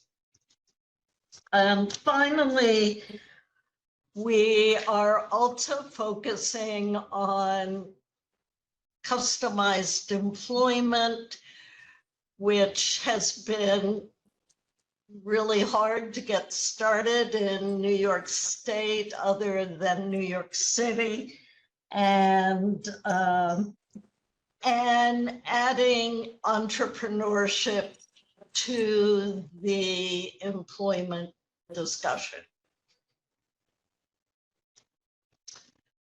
And that's it. Okay, thank you, Susan. Any questions for Susan? So Susan, will be looking forward to those recommendations in our next meeting. Some direction, Stuart. Thank you, Nick. I'm going to make a report on the self-direction committee, I also want to, I'm going to update where we are on the committee, and I also would like to make a couple of comments on behalf of the committee. For those of you that have a photographic memory, there are some new people on our committee membership, and we're really thrilled. From the beginning, we've always been very concerned about representing all 5 regions in the state, and we've also been very concerned about making sure that we represent the population. We know that's harder to do than it sounds, but we're pleased to have some additional subject experts on our committee, and we are very excited that, and we think they'll make a really big contribution. They include an FI, brokers, support brokers, self-advocates, and a provider from Region 1. So we are very, very excited. Our committee, and I think it's very important to state that we are a committee. I heard earlier that we were referred to as a subcommittee, but we are a committee, and then we have 2 subcommittees on our committee. Our 2 subcommittees are very, very active. One is the Self-Advocate Survey Committee, and the second one is the Sustainability and Equity Committee. I'm very pleased to report that the Self-Advocate Committee, subcommittee, has made a template for the survey. It's quite robust, and we're sharing it with OPW, and they've made some comments, and it's still a work in progress, but is very close to either being, we hope, to being utilized with self-advocates across the state. The Sustainability and Equity Committee still continues to be a hotbed of thought, and we continue to move forward in our planning. One of our concerns is the fact that we've recently learned today that we're not going to have a comment other than there's going to be a development of a reporting process or response to recommendations that's coming down the road. As a committee, that concerns us because we made our recommendations in March. We were led to believe that we would have a response on or about today, and now it's more to come, which seems to be a word I'm hearing frequently today. So I think it affects our subcommittee in the work that we do, in light that we're positioned across the state in various stakeholder meetings as being a very, very important go-to committee for linking stakeholders to OPW and all the interests in between. So I think we're very concerned about that, and I just want to address it today. Maybe there'll be a couple of comments afterwards.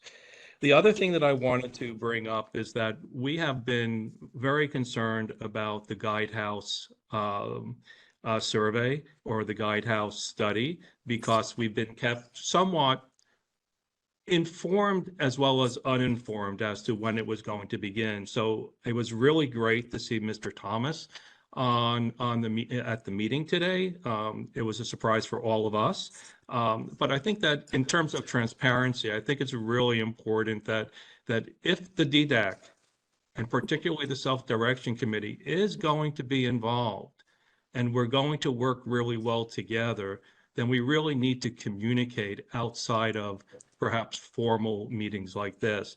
And we have asked for an introduction, and we've been told not yet, but it appears that the contract began on or about in April, and the clock is ticking.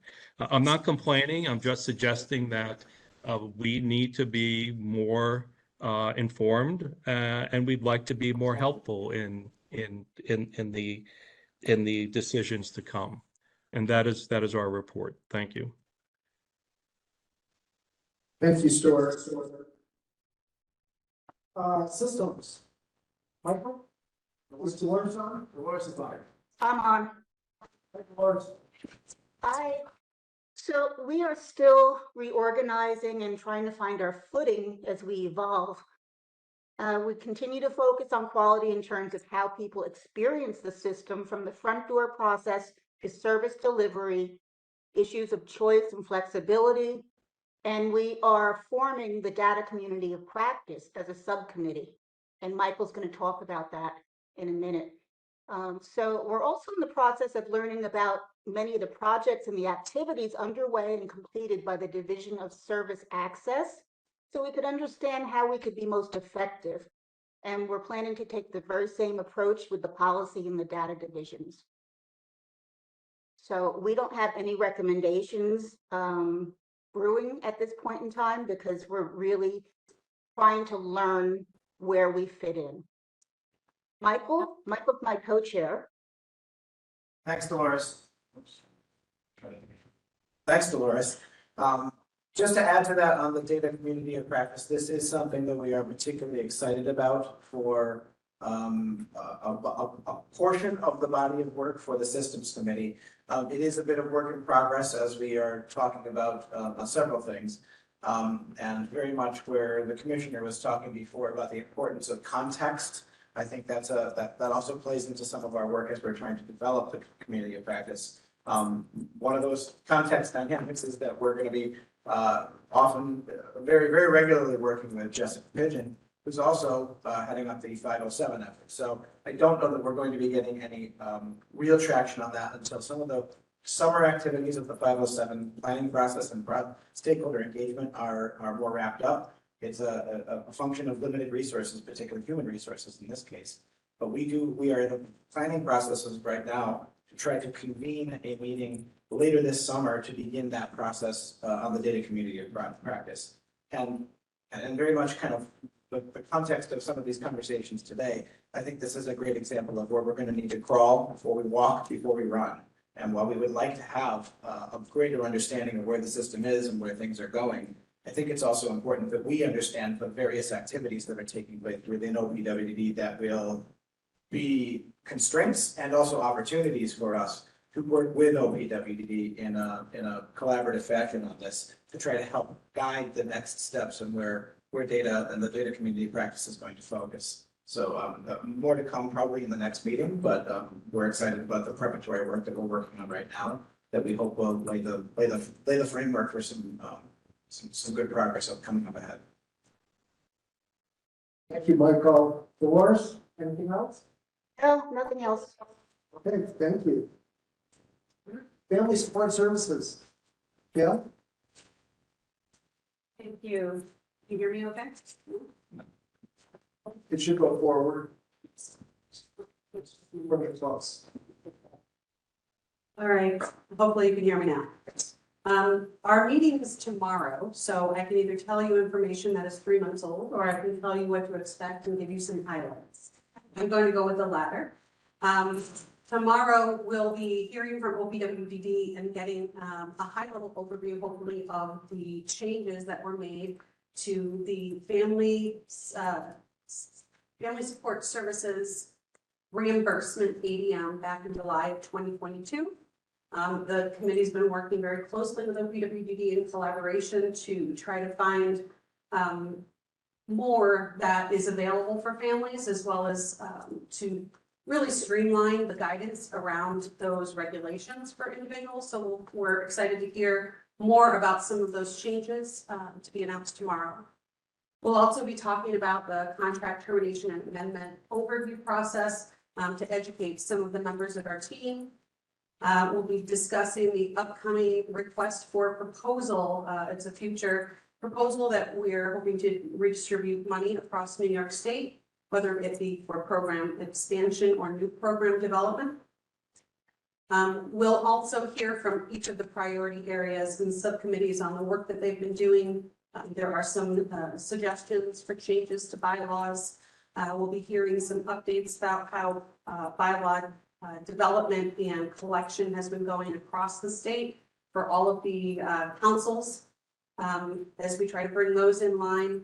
We'll also be hearing about, if you remember back in January, we launched a survey around the Family Support Services ADM.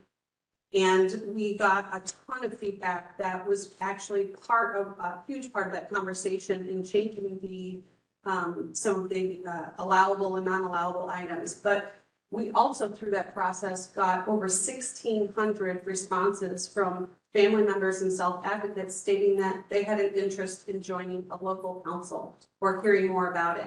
So we'll be getting some exciting updates from our stakeholder engagement group. Many local councils will be able to get new members. We've had 3 or 4 councils that have been non-functioning.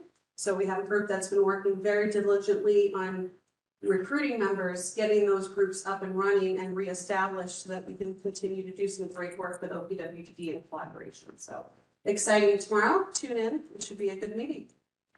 Thanks, Gail. That's very exciting. It's great to hear that there's a surge in interest for the council. So, again, thank you all for the committee reports. Again, I would urge any member of the council who wants to join the committee, please reach out to the committee chair. I'm now going to open it back up to discussion, and I know Stephanie would like to speak. And Stephanie, where do you need to speak close to the microphone close to you? We have to do more about transportation. Because I have quite an experience here. They take me, but they won't take my dad, because he has his school. And Air Transit in Buffalo costs $70 for 20 trips. That's a lot of money for a person that has no income.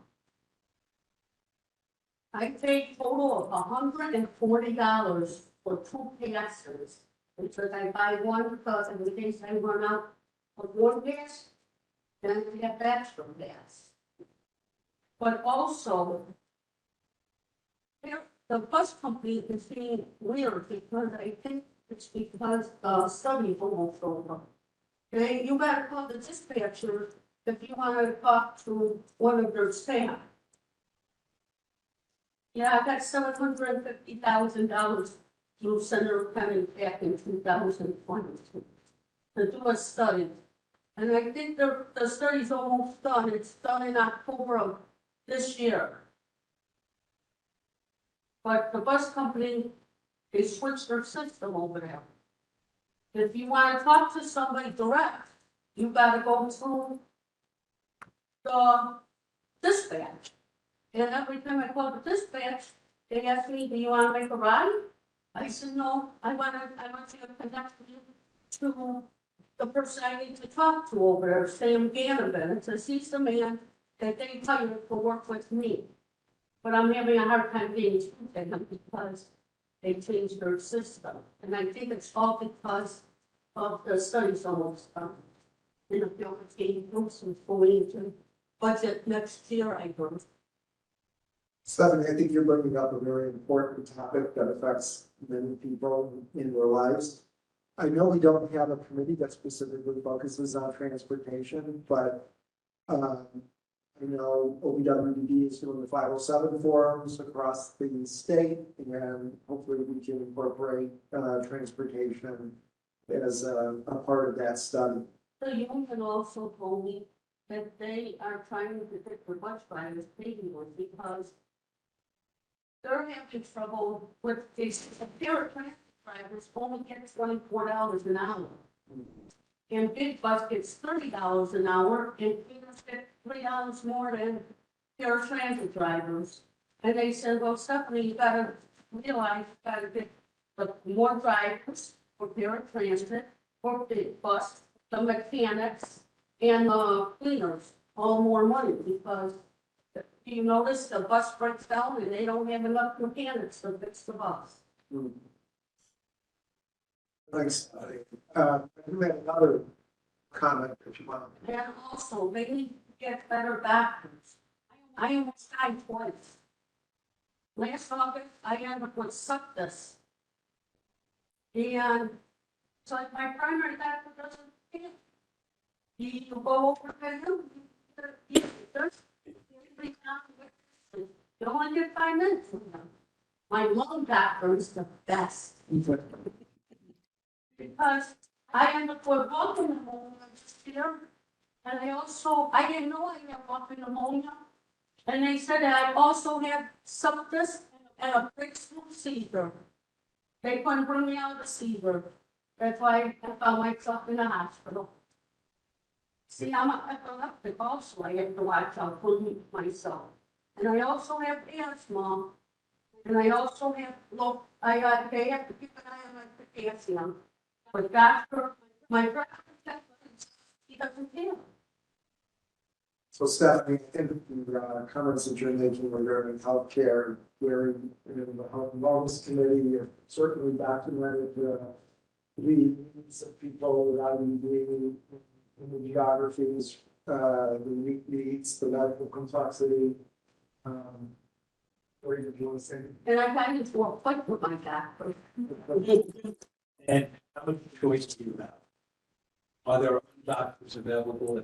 Yeah, but see, I don't know which doctor pick my insurance. That's a big problem. And I had a fight with this doctor. I said, I think you sit behind the desk all day long. And that's what you think about, so pick up the patient. He threw my file on the desk, and he said, if she wants to come back, wants to come back, it's her choice. If she doesn't want to find it, but it's hard to find that new doctor because doctors don't straight medically. I was lucky I got this doctor, and he didn't take medication, but he took me out. But it's hard to find the doctor, even the patients that's closer to your house. They will not straight medicate. So I want to know why we have Medicaid if they ain't gonna take it. Yes, and it's something we've been noting the trend in diminishing of medical services, loss of medical services. It would be great if you could come to our next Health and Wellness Committee and speak with your experience. What is that committee? We'll let you know. Yeah, but I think we're going to recruit you for the House and this committee, okay? Yep. Okay. All right. Sorry. Can you guys hear me? Yes, ma'am. Okay, there's like an echo in the room, so, I just wanted to also. Oh, Well, am I? Oh, I think it's good now. Okay. Thank you. It's Alexis from OPWDD. I just also wanted to say, you bring up some really, really great points, and I think there's several committees that really can support that conversation around transportation. There's a systems committee. There's also a network of people in this room, and the CCOs are a really important resource that, the first question that came to my brain is, do you have a care manager supporting you through this? Because you absolutely should not be handling this on your own. You should not be dealing with, reaching out to a dispatcher and going through each doctor and trying to figure out who you like and who takes your insurance. That is literally what a care manager is there for, to support you. So I just wanted to thank you for bringing that up, and this is the right table to bring that up at, so thank you. Good point, Alexis. And I do know that, again, the CCOs are partnering to develop a comprehensive resource of providers that actually take Medicaid, so that could assist that situation. Okay, any other comments before we go to public comment? Kristen? Just on Stephanie, some of your comments about particularly your primary care provider situation. I mean, I think it's indicative of the overall shortage, not only in New York, but other states, but obviously we're focused here in New York, but of certain types of medical providers, particularly primary care practitioners. I think it's a reflection of many things, including medical student debt, frankly, and the kind of medicine that, even individuals who are very committed to primary care, family practice, internal medicine, they come out of medical school with huge amounts of medical school debt. They want to practice certain types of medicine, yet they've gone into specialties and subspecialties because honestly, that's where there is more money, more insurance reimbursement that allows them to pay their student loans. But I think it's a great example of how when all of us, the general population, feel a contraction in the availability of primary care practitioners and family medicine doctors, it particularly exacerbates and plays out for individuals with DD who for a long time, unfortunately, have had more difficulty accessing both primary care and specialists. I'm glad to hear that you have a great pulmonary or lung doctor, because that's not hard to find. He's nothing but the best. The doctor, when he came into the hospital and told me that I had walking pneumonia, the first thing that hit my mind is, how are my lungs? Are they weak or strong? He goes, they're nice and strong. You've got a nice, good doctor that takes good care of your lungs. And I said, well, God does part of it, but the doctor is the best. I gave him a big hug when I got out of the hospital, and I thanked him for taking good care of my lungs.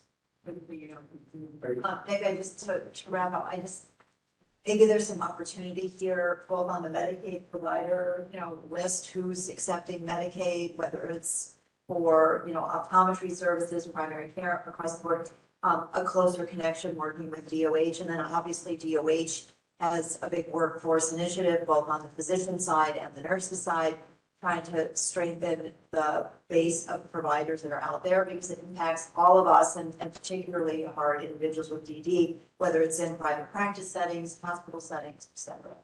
So some connections there with the Department of Health. I'm kind of concerned about myself because I got mom at 75 and a dad, and they're not in the post themselves. So I need to find something for a new doctor for myself that will treat me.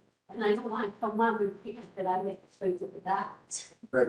So Thanks, Stephanie. Any other comments before we move to public comment, or any other discussion, I should say? Anything from our remote sites?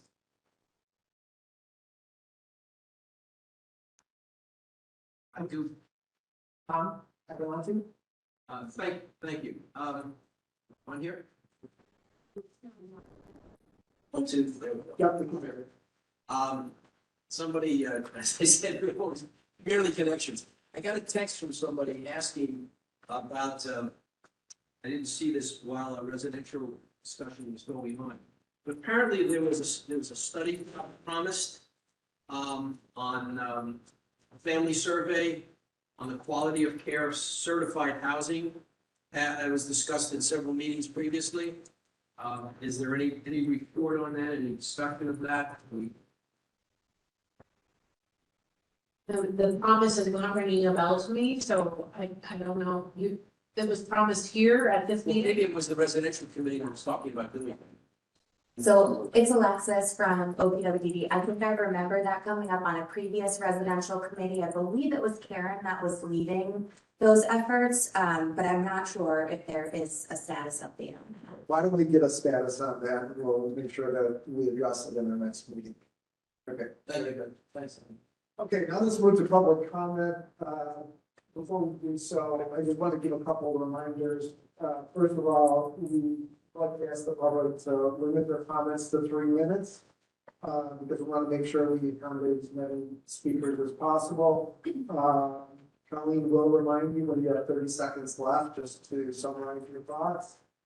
Second, this is commentary. It's not necessarily a dialogue. So, OPWDD will not respond, but council members can acknowledge the comments. And we will certainly use any comments as input into the committees and the work of the council. So your commentary is very much appreciated.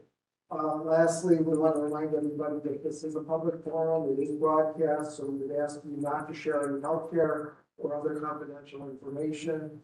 If you'd like to work through a specific issue, we certainly can connect you after the meeting. Representatives from OPWDD or members of the council to assist you with a more personal manner. So with that, I'm going to turn it over to Colleen, who's going to do the public comment. Can you start here, Colleen? We do have numbers and some of the other stuff. Okay, yes, do we have anybody in the room with us here that would like to make a public comment? No? Okay.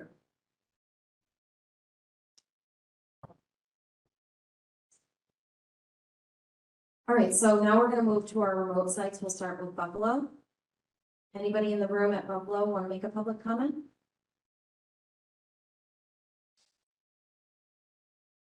No.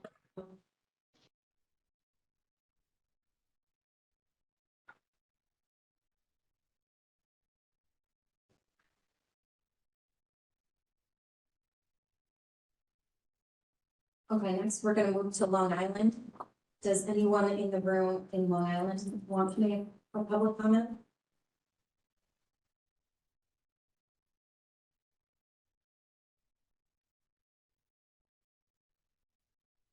Okay, next we're gonna move to Syracuse. Our public Yeah. comment here on Long Island is you should read the chats. Syracuse has one person who'd like to make a comment. Okay, go ahead. Before you start, please state your name. And just a reminder, please limit it to 3 minutes. Okay, my name is Christine Finch. I'm the mother of 3 children, 1 chosen and 2 biological. The oldest of my children is Dakota. He is my chosen child. He is 30 years old and has severe special needs. I met Dakota's father when Dakota was 12 years old, and he had an immediate impact on me. His biological mother had been in and out of his life for years, with issues with drugs, being arrested, and time in state prison. It was not healthy or stable. It was not a healthy or stable relationship. I chose to become the mother he did not have in his life. I chose to make Dakota just as important as my then 7-year-old daughter. I took on all of Dakota's day-to-day meetings, doctor's appointments, school events. I started to attend his meetings with exceptional family resources. We met every 6 months. We talked about goals in the future. I was always assured there was no rush to add Dakota to a list for housing. I was told that due to his mannerisms, he would be easy to place. I believed this until we were at a point we felt we were at a time that placing Dakota in a home was right for our family. He has been on this list now for years. As our careers have progressed and our children have grown, it has become more difficult to live and work with the needs of him. He was born with severe hydrocephalus, severe epilepsy, and severe mental retardation. He's a 30-year-old toddler and will never be anything more. He walks and talks. He has no ability to care for himself at all. His father and I have to shower him, brush his teeth, clean him when he uses the bathroom, shave him, cook for him, give him his medications, and keep him safe. He cannot be left alone at any point in time. He cannot read, write, or use a phone. He does not know his birthday, days of the week, or his address. He does not know the difference between yesterday, today, or tomorrow. He does not tell you if he's hungry or thirsty. He won't tell you if he's not feeling well. He's incapable of getting out of the house safely if he were ever to be left alone and an emergency happened. And he has no sense of stranger danger. He is completely dependent on his father and I. My career has grown over the years. I am now the transportation supervisor of a local school district. I am a one-man show at my location. If I am not at work, they have to pull an administrator from a different location to do my job. My husband is the general manager of 3 local small businesses. His job is just as demanding. He has 1 employee at each location on each day. Someone calls off, he is the only person available to go work that shift. This has become more difficult as Dakota has gotten older. My daughter's 25, married, lives in Missouri. My parents are both getting older in their mid-70s, and my father has not been well for a few years. My mother finally retired at the age of 73 years old because my father had gotten worse and she was unable to care for him and maintain her career. She's always willing to help when she can, but has many days that she just can't due to appointments with my father. My mother-in-law was hired on as a staff member a couple of years back to help with the care of Dakota, but at this point can barely take care of herself, let alone somebody else who is physically demanding. My father-in-law lives 2 hours away. My sister and my in-laws all have careers and family of their own. Okay, The only staff we have left is a wonderful woman who has been with Dakota longer than I have known him. She is now in her late 70s and her health is failing. I have taken on bringing her to appointments every Saturday at 6:10 a.m. to make sure she goes to keep her healthy enough to continue to care for him. Dakota started at the David Clark Learning Center 3 days. I'm sorry, we have to move on to the next public comment. My apologies. Anybody else in the Syracuse location would like to make a public comment?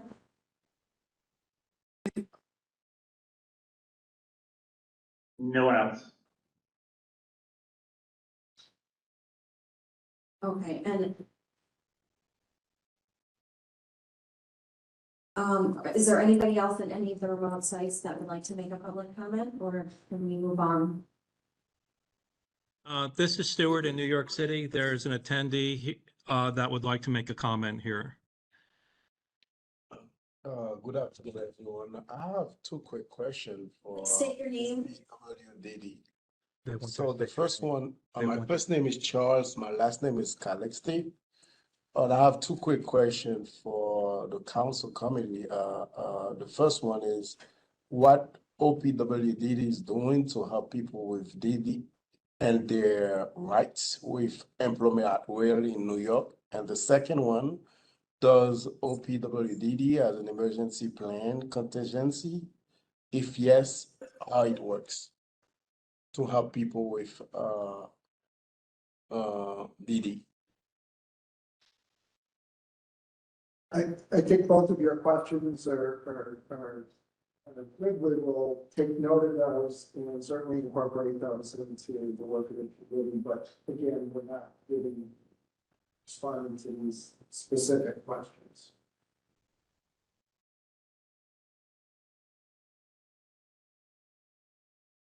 Okay, is there anybody else in the New York City office that would like to speak? No, that was the only gentleman. Okay. All right, at this point, we're going to move on to the attendees that have raised their hands. So first is Roy Probian.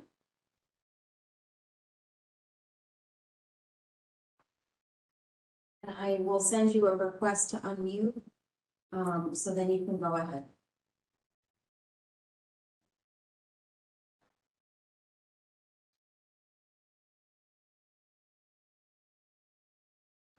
Roy? Roy, you can speak. Council. Your Hello? Are you hearing me? Yes. Okay. We can hear you. Please limit responses to 3 minutes. Go ahead. Yes, yes. Good afternoon, Commissioner and the council, members of the council and others. A couple of concerns. One is the managed care report from Guidepost. I mean, I'm 85 years old, so my memory sucks, but I think that report was due this spring. And now it's not going to be due until 2025. I don't know what the delay is, and it was not mentioned. I think you might look into that, and it concerns me if they are now about to embark on such an important and crucially needing reorganization, the self-direction arena, which I personally, well, my son, Michael, my surviving son, Michael, is in. And I have been trying to survive him because we have been trying for 5 years because of while we appreciate what the governor has done, it is simply not enough to solve the workforce crisis, and staff cannot be hired. 5 years we've been my home is being converted, and we've been trying to hire staff to have it open as a group, as an IRA. And so it's crucial in all of these areas. At 85, I'm now managing 7 people. I'm thankful to have those 7 people to take care of Michael, because I can no longer do that. But 5 years is just unacceptable on all the areas. The other final concern I have is the managed care, having not had the report.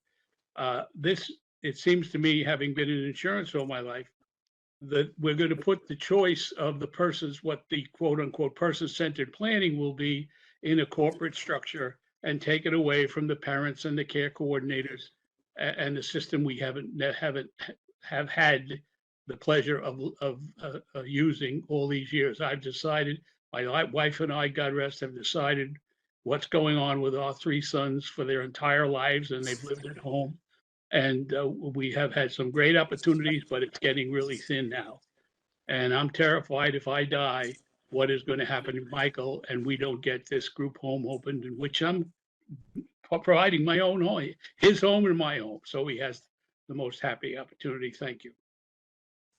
Roy, I just wanted to, thank you for your comments. I just wanted to make sure we're, that I clarify. There's actually two guidehouse studies taking place. One is on managed care, one is on self-direction. The self-direction is the one that will be due in 2025. The guidehouse managed care report should be due this spring. Oh, well, they've got what, 11 days? Or 12 days, excuse me. I count badly. And so it's going to be. Right. Oh, morning. What? So I just want to make sure that that we're clear that there's two different studies going on. Okay, I did confuse that, but it's okay because your microphone's all lousy over there. So I can't hear besides not having a good memory. So. Thank you, Roy. Next, we are going to unmute Diane Fraser-Smith. You can go ahead and unmute, and please limit your comment to 3 minutes.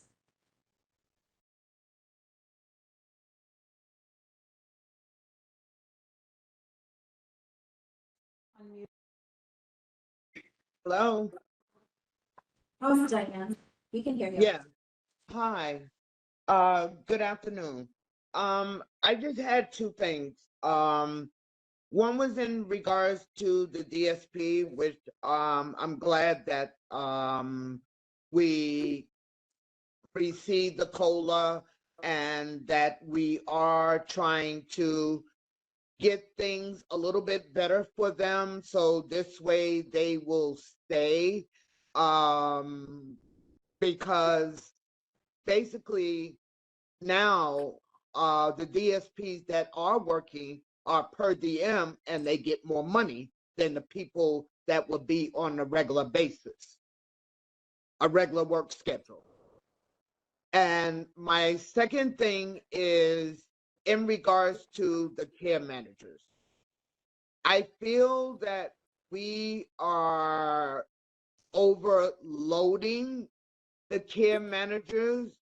I don't know how OPWDD can rectify this, but when a care manager has a certain amount of cases and to, let's just say 40, if they have 40 cases and they have families, out of those families, how productive do you think that the care managers would be in serving those 40 families? And my other question to that is, if we do get care managers that come in, I personally do not feel that they should have that much of a load on them all at once, because they're just coming in and they have to learn the families. So why can't we start them off with a lighter load and maybe progress from there to maybe give them some more families?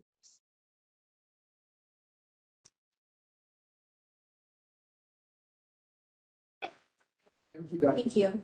Yeah, and Diane, some of those points we will take up in the committees. Okay, next we're going to move to Michelle. Michelle, you may unmute.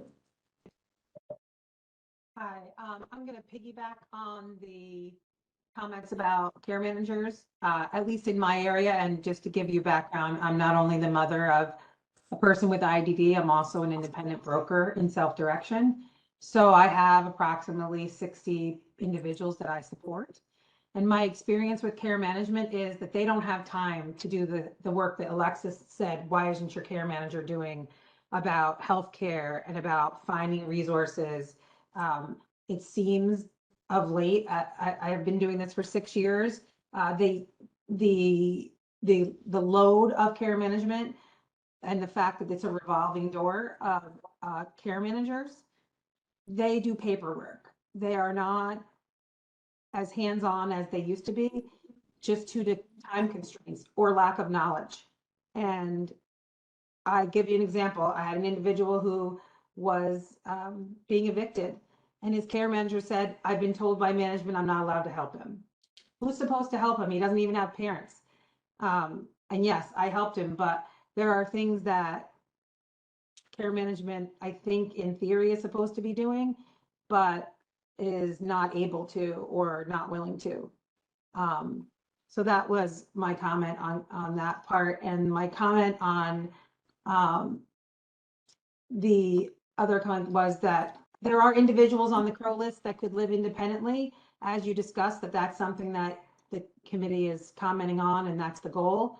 But we need a clarification and specific criteria for the housing subsidy applications and approvals.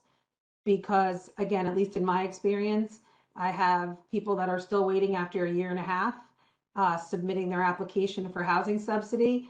And I've also been told that if you're not completely independent, and that's a quote from someone, that you're not going to be approved for housing subsidy. And I don't believe that that's the intention, but that's where we are. Thank you. Thank you. Next, we're going to Ralph Warren Jr. So you can go ahead and unmute.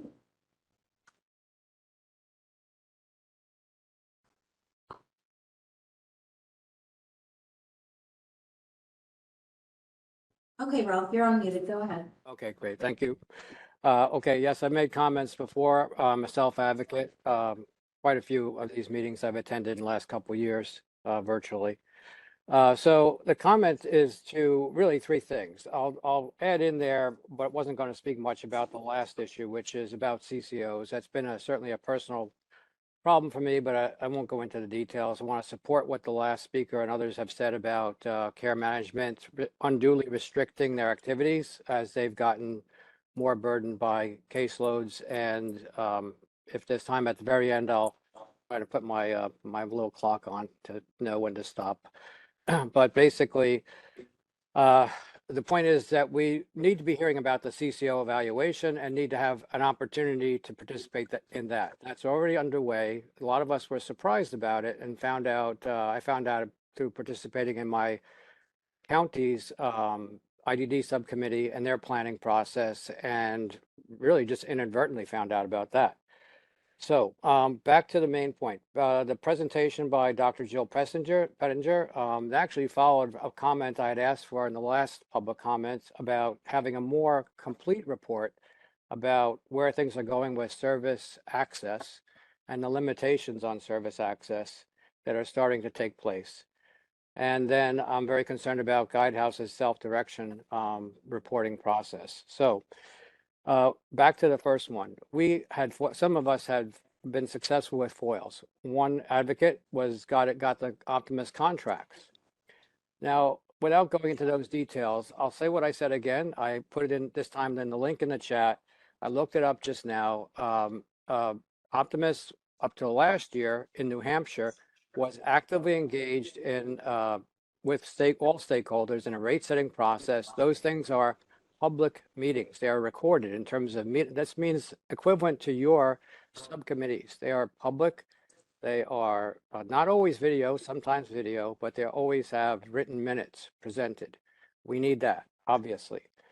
There's no reason why we should not have that. And a lot of us know now that we have to go to the legislature and try to seek changes in the law that created this particular body, the DDAC. So I hope we get a more complete presentation next time. They've done pretty good presentations in the past. I think Alexis in 2019 did a good presentation on where things were going with the assessment process, rate setting, PRA changes, all that, going beyond the cast, because it shouldn't be limited to the cast as a concern. Really what's concerning there is how people are going to be put into tiers.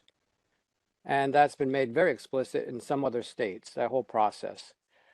So I would hope that your body would insist upon getting a presentation PDF document ahead of time, 2 weeks ahead of time. You got 3 months, and then send it out to the rest of us so we can see it.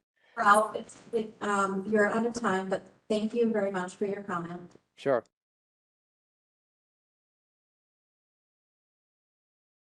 Okay, next we're going to go to John M. John, you can go ahead and unmute. Okay, you're unmuted. Go ahead.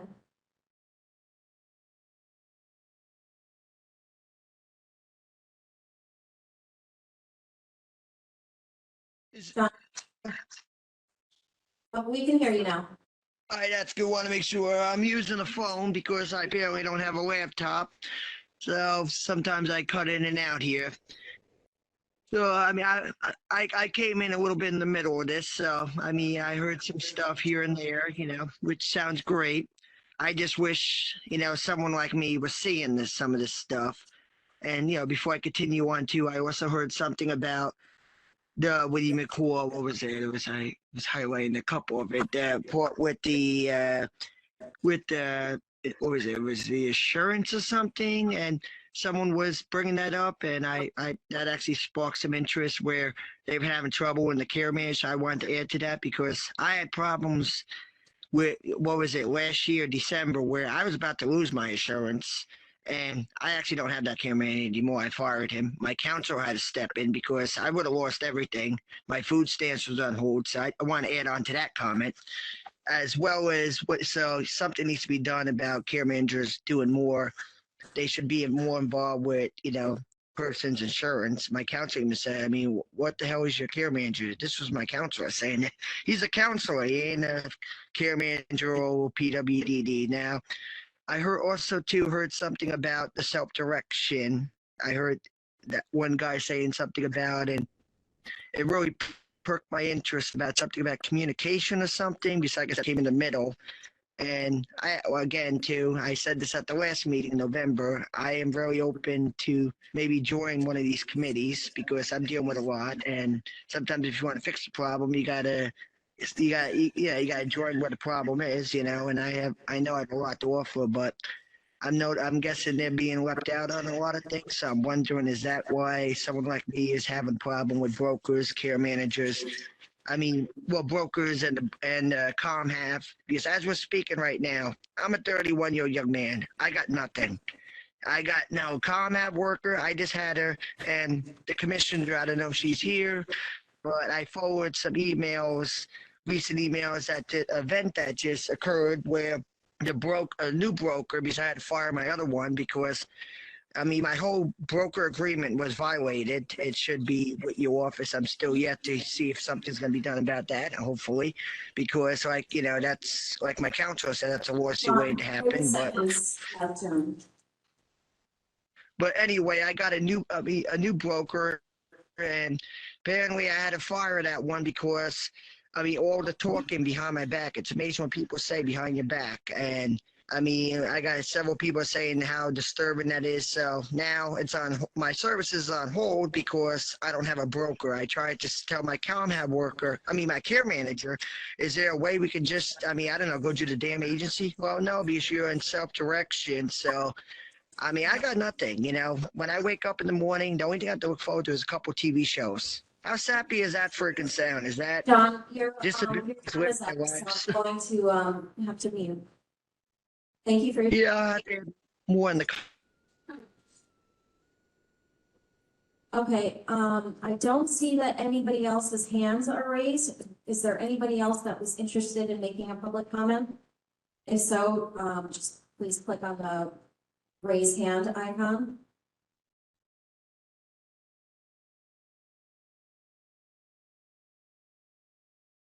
Hi, Sumantra here from the panel.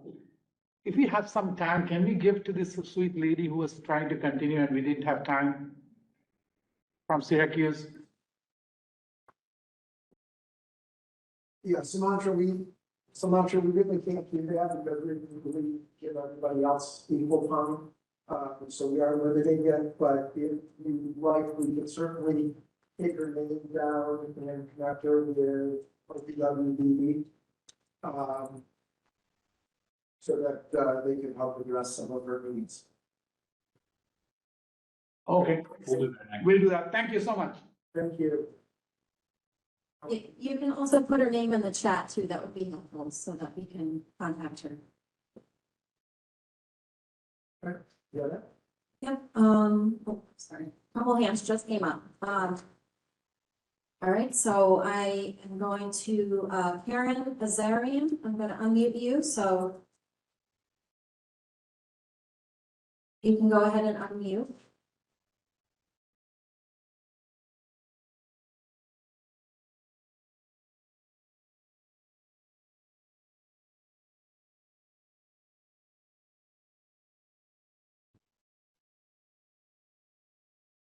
Okay, we'll move on then. Lynn Decker, I sent you a request to unmute. You can go ahead and unmute. Okay, Lynn, you're unmuted. You can go ahead. Terrific. So I wanted to point out, for me as a WebEx viewer, I'm seeing your time remaining display, but it does not count down. So I'm just going to suggest that you either address that functionality so it in fact count down for the speaker, or label it differently so that people don't have the expectation that it will count down for them. Second, I wanted to, several people in the public comment made comments about CCO performance, and I think I listened carefully throughout this meeting, but I did not hear anything about when we might expect the CCO evaluation that was that relied upon ARPA monies. And that's all I have to say. Thank you. Thank you, Lynn, and we will work on that timer for the next meeting. Okay, next, we're gonna try Karen again. Karen, I just sent you a request to unmute. Okay, and you're unmuted. Go ahead. Hi there, thank you. I really want to thank Jill Pettinger for her update on the Optimus contract. There's a lot to talk about, and I do hope there will be more stakeholder engagement, as it was, I guess, originally planned to have stakeholder engagement throughout the process rather than just at the very end. And since apparently the contracts have been extended, I hope that there will be a resumption of stakeholder engagement during the development phase. Now, I just want to ask one question that is most pressing for me about how the resource balancing model and the improvement of equity would help. And that's that, as far as I know, and I brought this up at the 507 forum, as far as I know, OPWDD isn't systemically assessing or estimating unmet need. If there is, if OPWDD has any estimates of unmet need, I hope they'll share it with stakeholders. But if there isn't, then I guess I don't understand how OPWDD will predict what the population needs based on what the population is getting, because there's a huge gulf between what people are getting and what they need. Especially during a workforce crisis, among all the other barriers to access. So I would really like to hear how OPWDD is approaching that issue, and I really hope to hear it before, well, sooner rather than later. So thank you. Thank you for your comments. Okay, at this point, I don't see any other hands raised. So I'll turn it back over to Nick. Thank you, Colleen. I want to thank the members of the public for participating, and also emphasize that there are the forums that are taking place across the state. I know there's a number of them that have happened, but also a number scheduled, and we strongly encourage members of the public to participate in those OPWDD forums, additional opportunity to express comments. I do want to say one thing, that we do not monitor chats during these meetings, that council members participate via the sites, as well as those who do have the opportunity to participate virtually, and that only commentary is addressed during the public comment period. So there is no active monitoring of chat conversations. So I just wanted to share that. Again, I want to thank everybody for taking the time to participate in today's session. We have our next meeting, which is scheduled for. Is that on the screen? Okay. So we have that scheduled for September 24th, and we'll have Commissioner Bear joining us. So thank you again, everybody. This meeting to an end.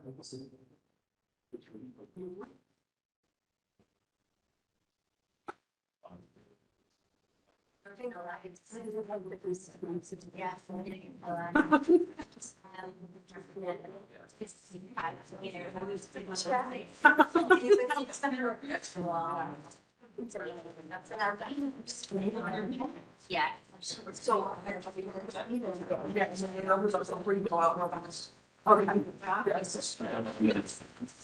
Okay. Just summarize what I.